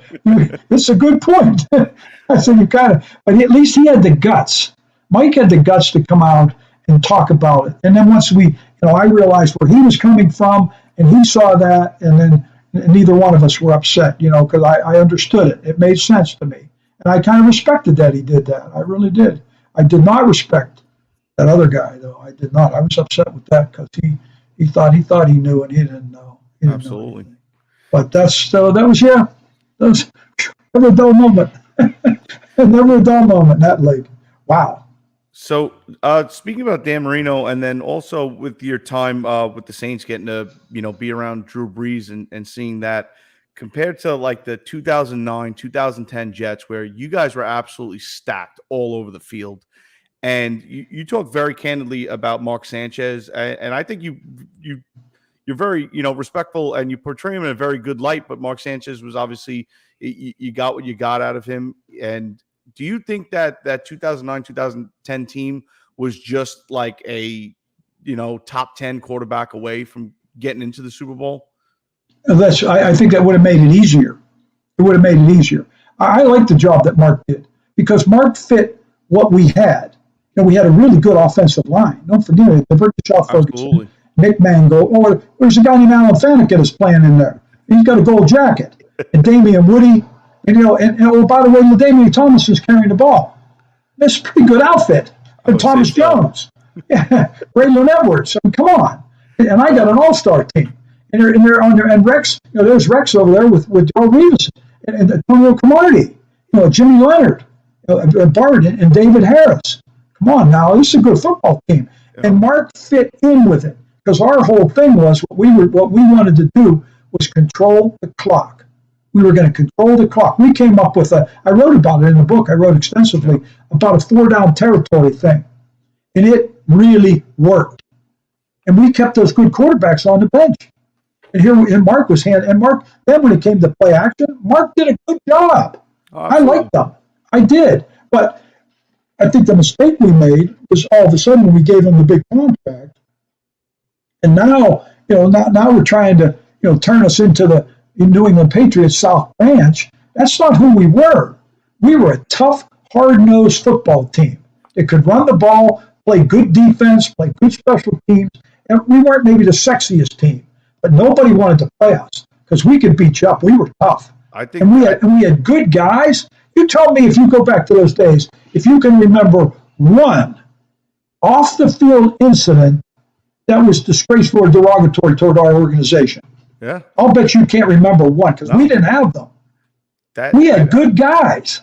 That, as a Jet fan, I mean, those are my fondest 2 years by far because we were just stacked, and it was just from defense to offense to special teams. It was a smack you in the mouth aggressiveness that was just wow. Look at this team right now. And I agree. It kind of just culminated almost out of nowhere. Just like, who are these guys? Who's this guy? Rex Ryan walks in the door, and all of a sudden we got this team together, and it's just one person after the other just doing their job at an elite level. I mean, like, talk about a team that went from, somewhere middle of the pack to excelling in almost every aspect of the game. We were good. We were good. It was fun. I think if we had kept up, now I know the salary cap stuff, guys, I think we lost 14 players or something like that. And that lockout thing really hurt us. That hurt us a lot. We started losing those guys. And if we could have kept that team together and added a couple, maybe a guy here or there, maybe an extra pass rusher. And we tried Jason Taylor the 1 year, but Jason was starting to run out of gas a little bit. And then maybe the quarterback thing a little bit, but it was a fun team to be around. It was fun because you'd go into that other stadium and they didn't really want to play the New York Jets because the Jets could beat you up. We were tough, and the fans. I used to love it. Man, I loved being in New York. The fans were the greatest, and they were excited. They had fun. They all kind of just blended in. It blended in. I remember one time in the winter between those 2 years, I met my girlfriend. She lived in Long Island. And she would come in. We met her at Penn Station, and we were going to dinner. And we're standing in front of, Madison Square Garden to catch a cab. It was cold. It was I had a top coat on. It was cold. These guys. It was a Friday night. And these guys came by, and they had been out since work. So they had been out having a few drinks. And they recognized me, and they started talking. Hey, coach, how you doing? So I said hello, and we talked for a minute. And the one guy said, "What are you doing here?" I said, "Well, I'm standing in line to get a cab." What do you think I'm doing? And he said, "Why are you getting a cab? Why aren't you in a limo?"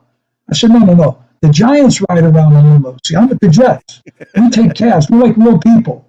Well, they loved it. Those guys loved it. And I just was laughing. It made me laugh. And I said, no, I'm just like with the Jets. We're like real people here. We get cabs.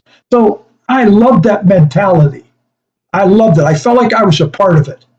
I felt like I fit right in. So to me, I used to love to go into Manhattan. I loved the restaurants, the people, and we had a special thing going. It was going. And then it got, the air went out of the balloon. It was terrible. And it's never really gone back. It really never has. Hopefully it will, but it has not yet. So at that time, come on, it's one of the greatest times of my life. I'm with you. I had a ball. I loved it every second. Well, these two guys right here, they really enjoyed that time way back when. That's me and TJ back when we were young. And what was that? It's got to be like 12 years ago or something like that. Maybe a little more. I got a Mark Sanchez jersey on. Yep. That was 2009, 2010. Yeah. Yeah. But those right were in the the thick of it. days. Those were the days. Look, TJ didn't even have a beard yet. Yeah. Well, I was still semi-skinny. I didn't have to cover the jowls with the beard, you know.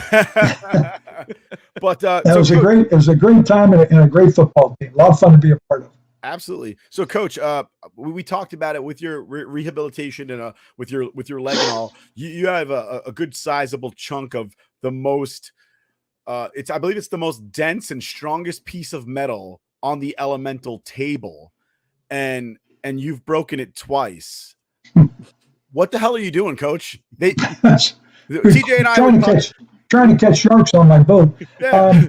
I broke parts where they kind of come together, like a joint.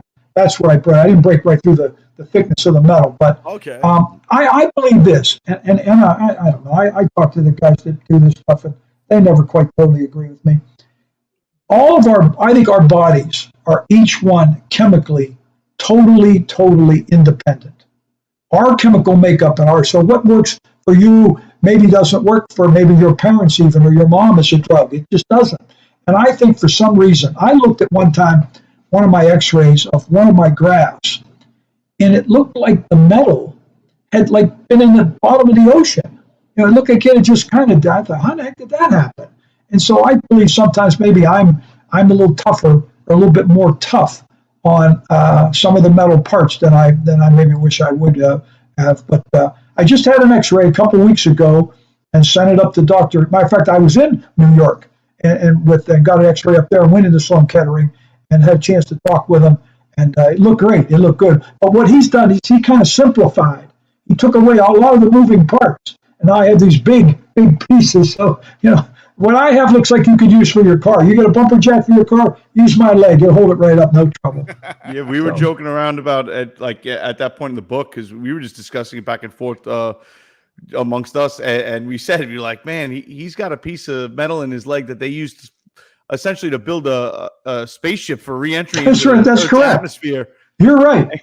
And Coach is ripping it up left and right. I was like, wow. Well, the guy named Troy Hirschberger, who's the head of that department. He just was sick. He's sick. He said, what do you mean you broke it? He said, you broke it? How could that happen? He said, that's impossible. I said, no, it's not impossible. You better take a look. It snapped in half. So I've kind of been a little bit, I don't know. I live a normal life. I'm pretty, for my age, I'm 74. Matter of fact, I was on my boat today. I go shark fishing in the Gulf. And I spend most of the winter, I go out in Jackson, Wyoming and go snowmobiling.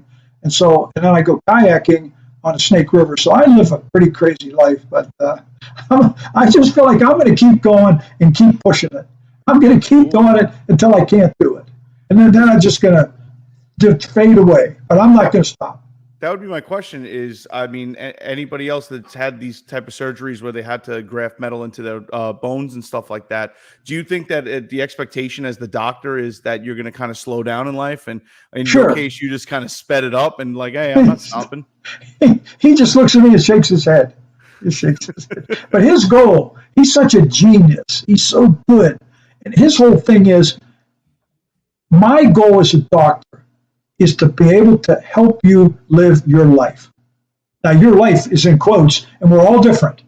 Yep. We're all different. Now, mine's not quite as crazy as it used to be, but I'm still not afraid to try to do things. And so that I think is a good goal. So, yeah, the fact that maybe that happened to me, I don't know. I mean, right now, I looked at the other day when I was in New York. I was just there a couple of weeks ago, and I was over at Sloan, and I was pretty proud. It looked good. I mean, when they take the X-ray, before they send him in a computer, I just go in. The technician was like, "Sir, you're not allowed to be in here." I've been in here 1,000 times. I'm coming, so just move. Let me look. And I put my glasses on so I can see, and I look at the X-ray. I said, "Show me the next one," and I can tell. I said, "Oh, he's going to like this," and then I leave. So. At that point, you might have more hours of experience than some of the guys that are looking at. I absolutely do. I absolutely do. I like absolutely. Coach, I really like the part where you were like, I've slowed it down. I'm 74. TJ, when was the last time you caught a shark? Never. Well, you guys come to South Florida sometime. You come down here. You come to Fort Myers. You get a hold of me, and I'll take you. You'll have so much fun. You'll have a ball. I don't go way out. I won't go. I'm never further than a half a mile from land. I'm usually in 10 feet of water because I don't want to go get seasick. You have fun. I mean, it's really fun. I catch them and release them. I don't kill them. I let them go. But it's really fun. It's a good fight. You're not way out. You get to go to the best lunch places out there. You'll have a ball. Coach, come down and go with me, and you'll have a ball. Coach, don't threaten us with a good time, all right? Dinner will be on us at Cabbage Key.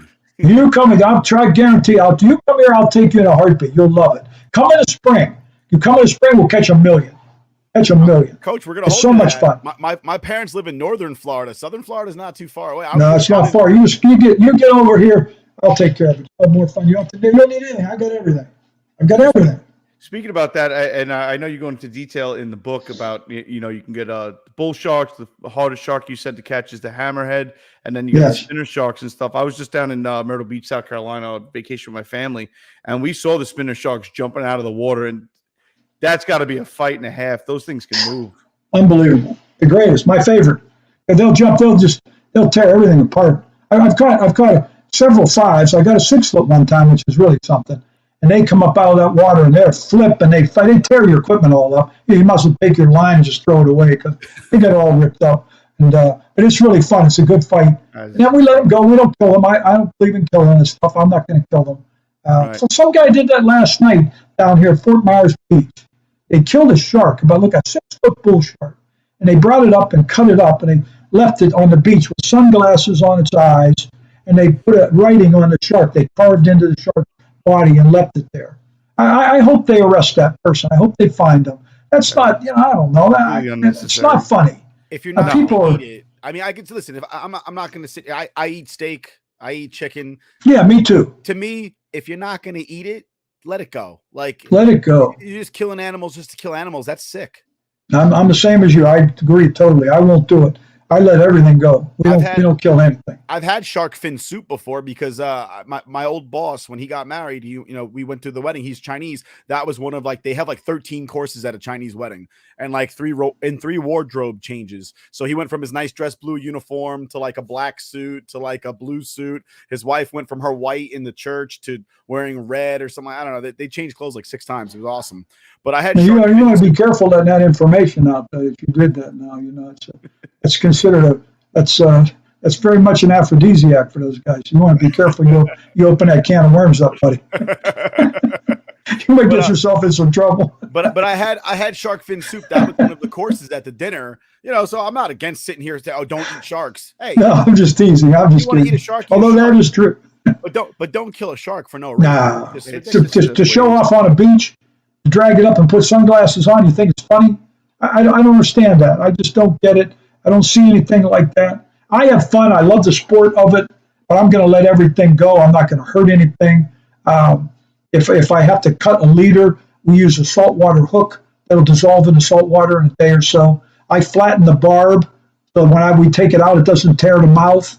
So I'm trying to. I just do it for fun and for sport, right? And I'm not hurting anything. I just don't believe in that. But I love the excitement of it. I love to see the rod just. Yeah, I try. See if I can fight. I try to look at golf that way, where I just go out there and just do it for fun, enjoy the sun, enjoy the getting in a golf cart with my buddy and having a beer and just enjoying being outside and on the grass. And then I'm with TJ and he enjoys slamming clubs and screaming and cursing like an animal. And then I think about it, why did I come out here today? It's usually only one hole. I have my one hole blow up for 18 and kills the handicap. And I know what you're doing. I played for years. I don't get to play as much. I live on a golf course. I live right on a course here. So I'm hoping to go back to get to play again. I've had to slow down with it a little bit because of my last surgery. It was pretty tough. But I think I can get back. I have to adjust how I swing, but I'm hoping I can do it. So it'd be fun if I can. Absolutely. So, Coach, obviously summer camp's over. Right. They just did a lot of cuts. There's been a lot of movement with a lot of teams trying to, I guess, for lack of a better word, manipulate the cap, right? Because the salary cap's a thing, but it's kind of not a thing the way that they keep changing everybody's contracts. can you remember any one player where you cut the guy and it broke your heart? Yeah, there's several, to tell you the truth, several. With the Jets, Brad Smith just killed me.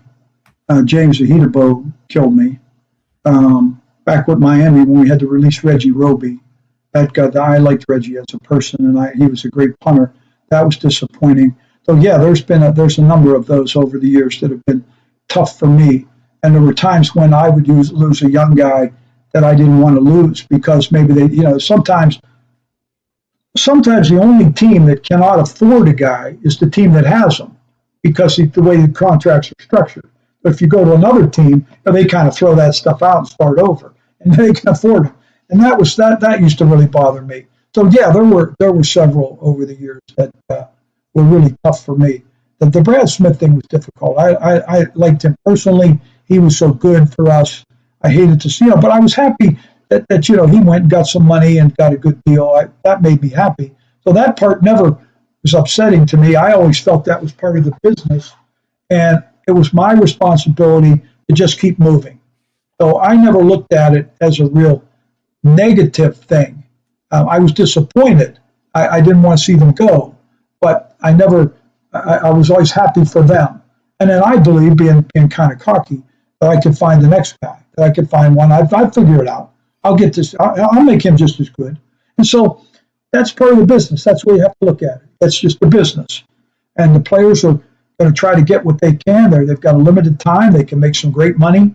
And so you want to give them every opportunity to do that. And so we all have to work together with it. So as much sometimes as I'd be upset, I was always happy for those guys. I always was happy for them. I was going to say, you definitely had an eye for, picking up the next guy. Just the Taysom Hill situation is I think epic. Just and taking somebody like that was, really his position was a quarterback, but just an athletic quarterback, and then being able to utilize him in special teams and him just, taking to it. And that's what I love about that situation is just that he was the willingness to be like, yeah, instead of being dressed up on the sidelines in sweatpants, I could put a uniform on and get out there and get in some plays. I mean, how do you not love a guy like that? It's a great story. I just talked to him a couple of days ago. He's going to be used, this year with the Saints kind of in the multifaceted role, the H-back, the Swiss Army knife, which is really what they should do with him. And I love him. He's a great kid. He's tough. He's 6'2", and he weighs 225 or 30 pounds. And he runs 4.4s. He can run. He's tough. He'll knock your head off. He was a great kid. And so, I saw him in the locker room one day, coming out of the shower with a towel. And, who's this guy? Whoa. And then next thing you know, I got him going and played for me, and he did a great job, great special teams player, and then became a really good, ball player and played quarterback. And he can throw because he's got a good arm. So he was a great story and a smart guy, gave him a chance, and he did exceptionally well and helped us win games. Made some plays. If he doesn't block a punt against Tampa one year, we don't win the game. In 2018, they got us beat. He blocks a punt, we score, we win. Stuff like that, pretty cool.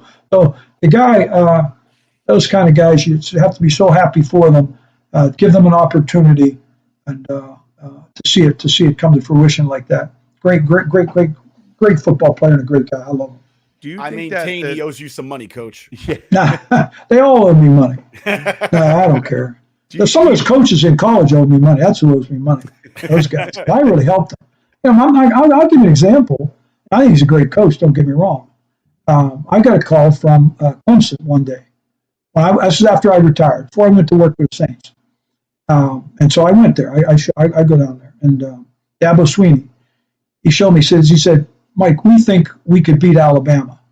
He said, but they killed us in a kicking game. The championship game, they lost. I said, let me watch the film with you. Let's watch for a little bit. I watched 5 minutes. I said, turn it off. He said, why? I said, because I'm going to change everything.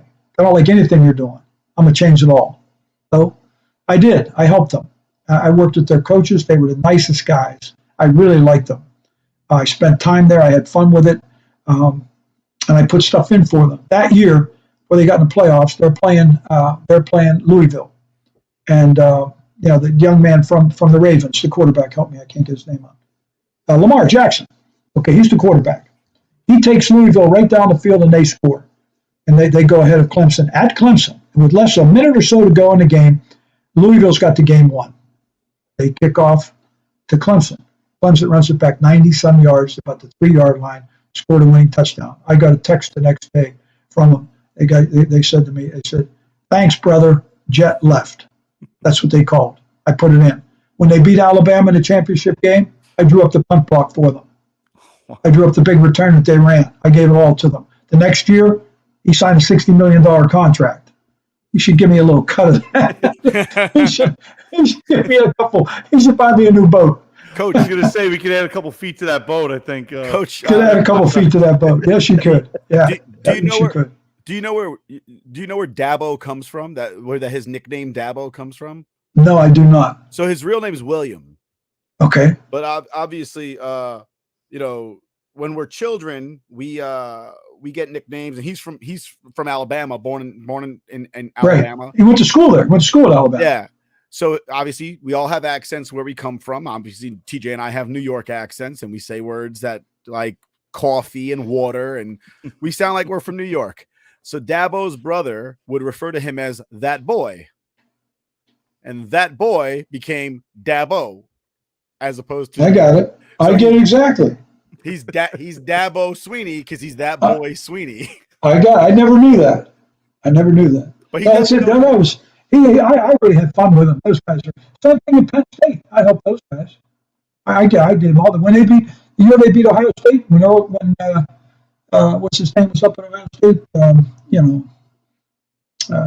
guy that just left the Jaguars. I think is Urban Meyer. Urban Meyer. Yeah. And Penn State beat them. I drew up the field goal block for them they got for a touchdown. I drew up the punt block that they got, and I drew up the kickoff return. I put them all in that week for them. He got a new contract that next year. He should call me. Franklin. I like him. He's a good dude. He's a good guy.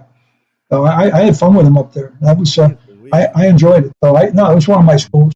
LSU was my first school that I did. Then Texas A&M. Then I had West Virginia, Notre Dame, Penn State, Clemson, Alabama. Those are pretty good schools. They're pretty good. Yeah. So it was fun. I had fun. I used to read. Now all the stuff that I gave them, all illegal. Can't do any of it. It's all illegal now. So my consulting business is over. It's done. It's gone. So that's why I have to sell a few books so I can keep be able to go on the boat fishing once in a while. Well, listen, Coach, if you ever take TJ and I out fishing, we've got dinners on us over at Cabbage Key. Okay. Go there for lunch. Get a cheeseburger. That's where Jimmy Buffett wrote Cheeseburger in Paradise. That's correct. That's where I'm going to take you. Wow. Yeah, I'm game. It's up to you. You show up, I'll take you. Oh yeah. It's your call. We might have to make a decision. We might have to make a trip. It's your call. I'll take you. I promise you, I'll take you. Oh, I can call out sick from work. That's no big deal.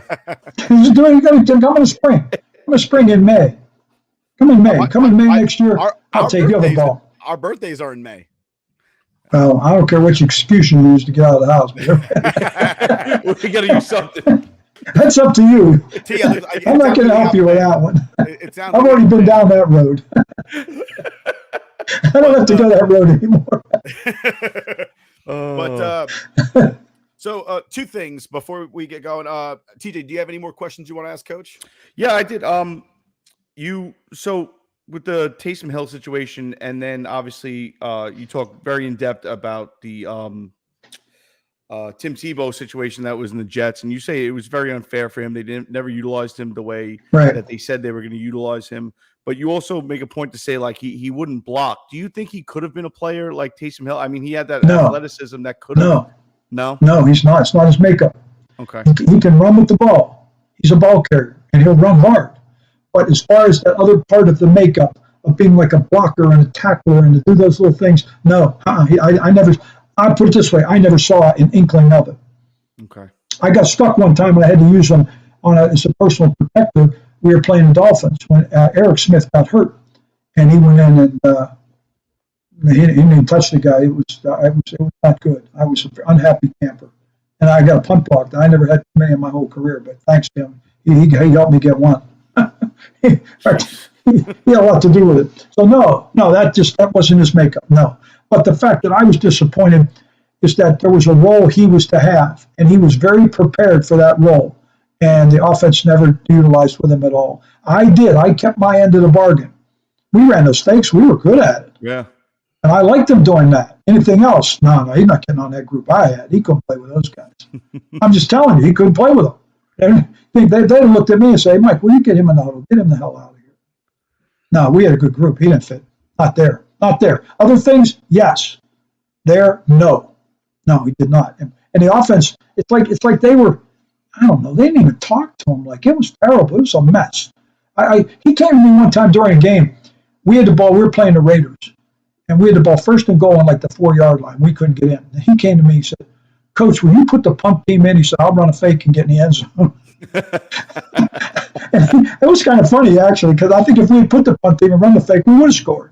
So, we never did score either. So he had a good point. It was pretty funny, actually. That's I great. think he was right. Did you have another one? That's it. So I just had two questions before we let you get going, Coach. We've taken up a lot of your time, but it's been That's all right. Absolutely really phenomenal appreciate it. for us. We really appreciate you. But two last questions. The first one is, you seem to have a very close relationship with your son. I actually had the privilege of serving with my father and my uncle in the same unit 15 years ago when I was a private and they were senior sergeants. I had the privilege to serve with them. So we have a very, very, very close relationship, and you have a very close relationship with your oldest son. I only have one child, one son. Oh, I'm sorry, with your son. I was thinking of your grandkids. You have a few. Yes, three boys. But your son, you have a very close relationship with him. I mean, how does that, like, he played football at Penn, if I remember correctly. Yes. Yeah. He played. You being a football coach, how is that relationship with him? And, like, did you give him advice? Did he listen to your advice, or was it like a normal thing? Like, I remember being a young private and my dad telling me stuff about being in the military and me being like, get out of my face, old man. I know everything already. I think he was probably surprised that I held back. You know, I didn't really want him to play too early because he wanted to go out for this one of these little league teams. I wouldn't let him. I just said, I don't think you need nuts yet. You know, let's give him another year or two, stuff like that. He went to school in Fort Lauderdale, St. Thomas Aquinas, which is, I mean, that's the best football high school in the world. I mean, nobody's better than those guys. And he won a state championship. And then he went to the Ivy League. He's a good student. He's smart. You know, I should probably get DNA testing somewhere. But, he's got 2 Ivy League championship rings. So he's got 3. Dad doesn't have any. He's got 3. So he did a nice job. And then he went to law school, and he's an attorney. Lives and works in Washington, D.C. area with an acquisition company, and he's done very well. But he was a good sports guy. He lived in New York. He came and he moved in with me after he graduated for a little bit, and then he got it with his buddies in an apartment in the city, you know, and he did all that running around Manhattan like everybody does when they're young. So, you know, he loved it. And that's when we were real good, when the Jets were real good. So, you know, it was a lot of fun for him too. And but he was always good. He knew a lot, a good sports guy. And when I went back to work, and I went back to the Saints, you know, after 5 years of being out, when I first went back, in my first 2 weeks, I was thinking to myself, oh, Mike, you stink. We're terrible. I mean, Sean Payton was great to me. I'm thinking, oh, you might have messed up here, brother. And then we played the Rams, and the Rams beat us. They just beat us all. They beat everybody. You know, Drew didn't have a good day. Our defense didn't play well. I didn't do too much, you know, nothing terrible, but nothing good. So I went back in the stadium and I called him, and and the first thing he said, Dad, when did you start kicking the ball in the middle of the field? Okay. He said, you know, Dad, you're a return guy that I don't think he can catch. I'm thinking, oh man, here we go. And he said, and your punt block, you could have blocked it, but those guys can't run. So he said, and then he finally said, you know, Dad. He said, you have to kind of change something. He said, because they're not playing your way. He said, I don't know how you're going to do it, but you got to make them play your way. The light went on. I got on that plane, and I took that roster with my assistant, and we sat there, and I moved every single person, because I didn't know these guys, to the right spot. I said, we got a good group. But they're not lined up in the right place, and I'm going to change everybody. And I changed the schedule. I changed every single thing we did, And from that moment on, we never lost another special teams play the whole year. Now, you don't win them all, but we never lost one. And I got Taysom Hill the next week. The next thing you know, and the Saints, we went from ranked 31st in the league to ranked first. So his advice was poignant. And he said, Dad, you got to make them play your way, and you're not doing that. He said, so you got to somehow, you got to do it. And if I said it to myself once, I said it 50 times. Yeah, make them play your way, Mike. They're not doing it. All of a sudden, practice changed. Everything changed. Sean Payton was great. I remember him coming to me. He said, Mike, these are the same guys. He said, they're terrible. He said, they look like we're going to kill somebody out there. I said, well, we're playing just like we practice. I think, oh, that's how we practice.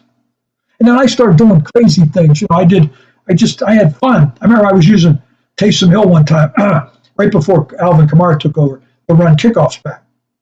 And we were running, and we had a good hole. And he looked like he was going to bust it. And he kind of tripped about the 25 or 30-yard line. He kind of tripped. I'm like, what the hell are you doing? Pick your feet up. There's nobody here. So the next day, the next week, we were putting the same return in, and I'm practicing it. But right before we got going, Taysom Hill's back there ready to kick off, and I blew a whistle, stopped it. And I had our strength coaches go out with brooms and sweep the field off in that area where he tripped. He made him sweep it. I said, you all right back there now? You okay now? We got it cleaned up for you. So he wanted to kill me, but he got the message. He got the message. That's absolutely great. So sometimes I used to love that kind of stuff. I didn't care what it was. And then he didn't trip anymore. He played pretty good. I like hearing that story about you and your son. I kind of had a similar situation recently. My dad, my whole life said, don't tell yourself no. Let them tell you no. Okay. So, I'd come across a situation where it was I don't know, like I wanted to do something, but I said to myself, the boss will never let me do that. And my father goes, did you ask? And I go, no, but the boss is not going to let me do that. He goes, let him tell you that. Don't tell yourself that. Let him tell you he said no. So the other day, a couple of weeks ago, my father said, I was talking to my dad about something about he just turned 60 recently, last year. And he's due to I guess collect some more retirement money from another job after, aside from the military. And he said something like, well, I said, well, why don't you do this? And he goes, no. And I go, I swear, what happened to you? Weren't you the guy that always told me, don't tell yourself no, let them tell you no? And he kind of, he lives down in Florida now. And obviously I live in New York, and he just went, yeah, I guess you're right. I said, yeah, some wise guy once told me, don't tell myself no, let them tell me no. So it's kind of a cool parallel that your son had to remind you how you play football. He absolutely did. He did. It meant a lot to me. And then he got to travel with me for my last game. When my last game as a coach, we played. Well, my last game with the Jets. I thought it was going to be my last. It wasn't. And it was up in Buffalo, and he was on the field with us and got to stand next to me with the national anthem. And I was very, very honored that they let him do that with me. So it was really a nice thing to do. A very, very, very kind thing that they did. Although I think in some ways they were so happy to get rid of me, they were because I was driving them all nuts. I think they were going to give me anything to let me get me out of there. Coach, you were driving them all nuts because you were the only one doing the job the right way, while everybody else was mailing it in. It seems. I used to fight with them pretty good. I got some fights with them. But my last question before we let you go, you spent a lot of time with us, and I can't express to you how much we really appreciate it. And we might find ourselves down in Fort Myers next spring. If you don't, it's your mistake. Shame on you two. Yes, sir. I won't make that mistake. So the last question I have for you, about a week ago, I saw somebody post something on Twitter. And obviously you're active on Twitter. And I have someone that helps me, this young lady that helps me. She's the social media expert. I mean, I fill in and I go over whether what to do, but trust me, I'm no expert on this, and I've had some help. So I will pass the baton on this, but go ahead. Most people do. Somebody posted something that said, the Jets made a cut or kept somebody, and somebody said something like, with regard to Denzel Mims, and a lot of people said, why would Denzel Mims not start? He plays better than Jeff Smith. And don't tell me special teams.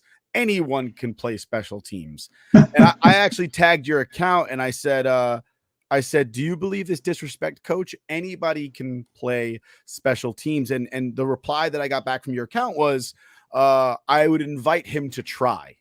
That was me. I wrote that one back. And so my question, I'd bring him out there, say, I'll run you down. Do you feel that run down there so you get killed? I was going to do that. And Herman Edwards taught me. When we were at Hofstra, we used to practice over there at Hofstra. And we were on a little field. It was a little dinky field. The practice field was terrible. We went to Florham Park. It was beautiful. But anyway, we're at Hofstra, and this guy was always in the stands, and he wore like a jersey and stuff, and he was screaming and yelling, and he came down right by the field, and I can do better than that. And I'm running this coverage drill, and he wanted to come out, and so I said, "Oh, well, okay, come on." So I brought him out. I told one of the guys, "Give him your helmet." I said, I put him in. I told the other guy, I said, when he runs out, knock the shit out of him. I said, I don't care. But they found out I was going to do it. They said, you're going to get us all fired. It's going to be a lawsuit.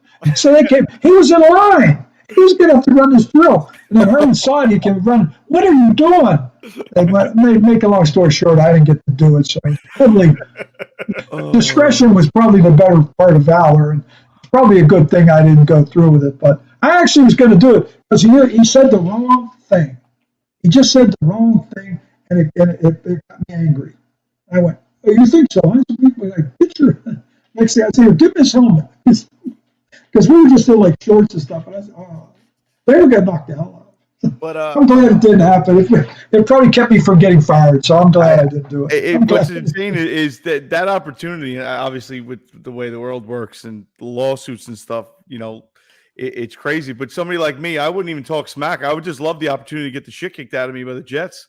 I would wear that like a badge of honor as my arm is twisted the wrong way. And like, hey, you know how I got that? Yeah. At least I went out there and tried. That's what you can say. Say, I tried. I gave it 100%. I tried. I got my ass handed to me, but raise your hand if you've gotten your ass kicked by an NFL player. Yeah, right. I would have to raise the twisted hand. Still be turned the wrong way. Listen, it was a lot of fun. I had a great time. I'm proud of my time there, and it was a lot of fun for me. I'm happy that I was able to write a book about it that brings some of it out, and it takes about a time that special teams really weren't too much before that. We brought it to a point of prominence, and now it's kind of drizzled away again, and it'll never get to that point where it was. And that's what I wanted to talk about. So I think the book does a nice job of that. I watched two stories the other night. I'll tell you this real quick on Netflix, two which I think are great sports stories. The one about the NBA basketball official that was gambling, and that could have been a disaster for the National Basketball League. I mean, it's just the fact that David Stern is so brilliant that he kind of kept it under control. But anyway, and the other one, the Monte Teo. And Monte Teo, the linebacker for 9. See, he played with Saints when I was there, so I know him. And that's an incredible story. If you haven't seen it, you should watch it. It's a great story about a great young man. And I'm watching these things and I'm thinking, these are good stories, but these are sad stories. I got a really good story. Netflix should do something with this show. They should do something. Because this is a happy story about guys that came out of nowhere that really made it work. They made it work and they changed the game. It's a great story. Yeah, I was torturing my girlfriend. I said, I'm going to have to get Brad Pitt to play my part, but I was torturing her. It was kind of fun. But it was fun. I'm proud of it, and it's a good story, and it ended up well. It just did. It is about good people that contributed. You guys saw it. I'm not making it up. I'm watching tonight. They did this stuff, not me. And that's what I'm so proud of. Yeah, absolutely. I would say the only sad part is the fact that, in such a short time, we got to see, the prominence and the rise of special teams, the importance of it, and the heyday of special teams. And now it's pretty much handicapped by just the way the league went and the rules nowadays. That's the sad part. Losing those explosive plays that change the game. I miss the old way of doing things. I'll give you one real quick. You guys will know this. 2009, I believe it was. Okay, our playoff game against the Colts in Indianapolis. Peyton Manning's last game there. All right, but it's a good game, back and forth. They score with with just a little bit of time left on the clock, a minute or so left, they're going to kick off. Now, Brad Smith had gotten hurt, so I put Antonio Camardi. And I told him, I said, look, I know their guy. He's going to try to kick a touchback. He's going to hook it. It'll come to our right side. And it'll be about 5 yards deep in the end zone, 4 or 5. I said, line up right there. I made the call. It was a Miami right. We were going to double team their 5. And I said, you're going to hit. We're going to hit him with this. He wants to, but he can't kick it out. He won't kick it. They won't kick it far, but we ran it up to the 50-yard line. We completed one pass, and we kicked the field goal. Now we went to the next level of the playoffs. We beat New England, and we played in the AFC Championship game. If that Colt game were played today, that ball would have been out of the end zone, touchback. There's no time for the Jets to go down the field and score, and the Jets would have not won the game. So which one do you want?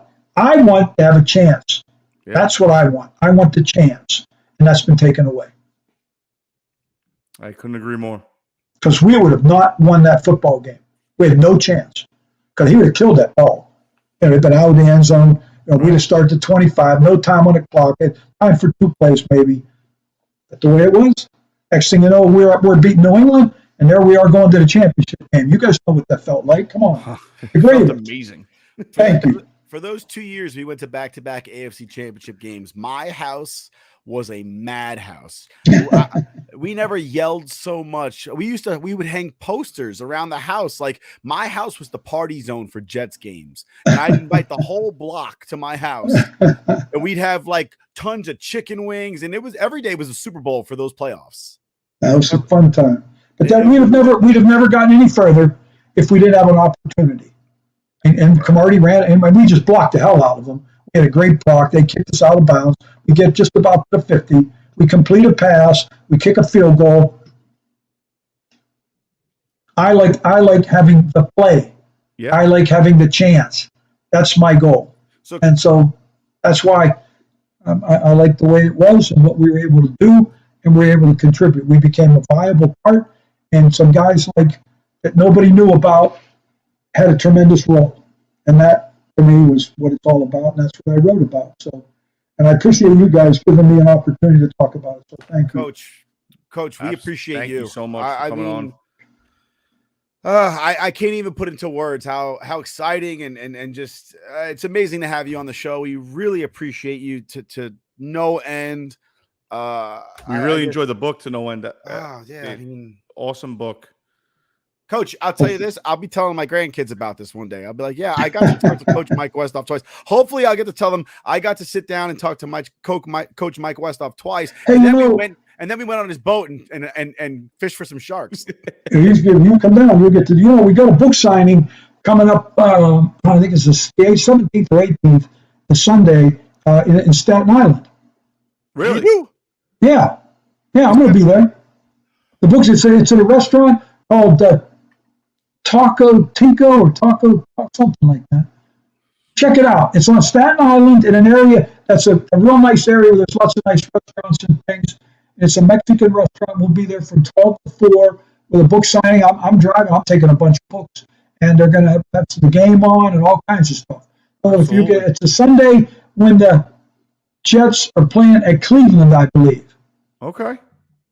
Shoot, I'm there. So if you get a chance, come by. Come by, yeah, please. Absolutely. Please come by.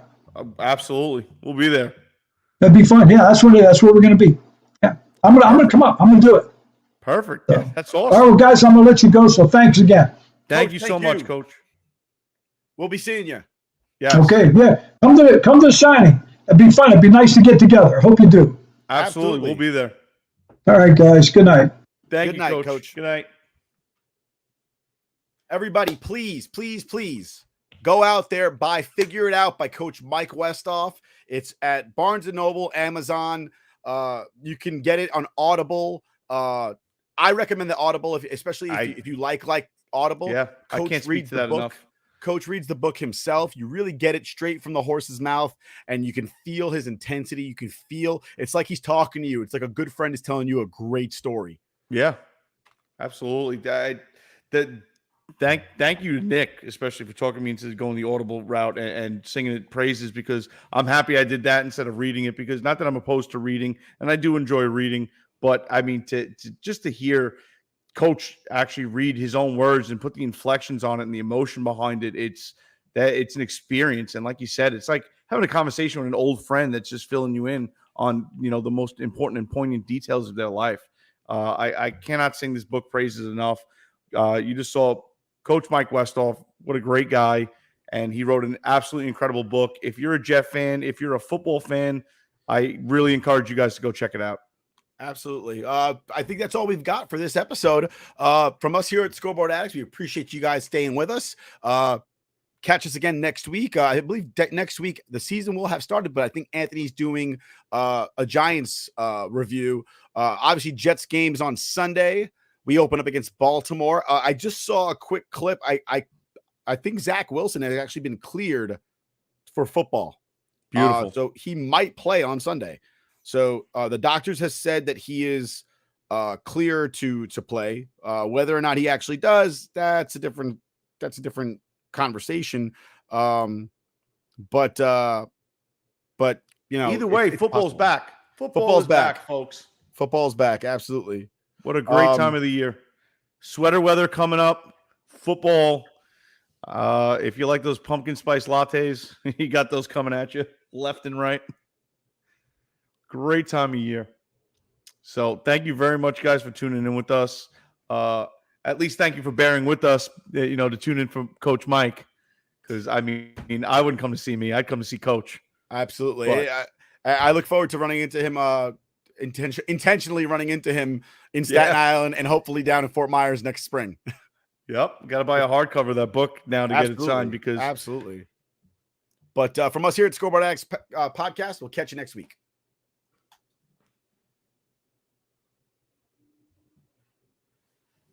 And we're not clear. We're hold on.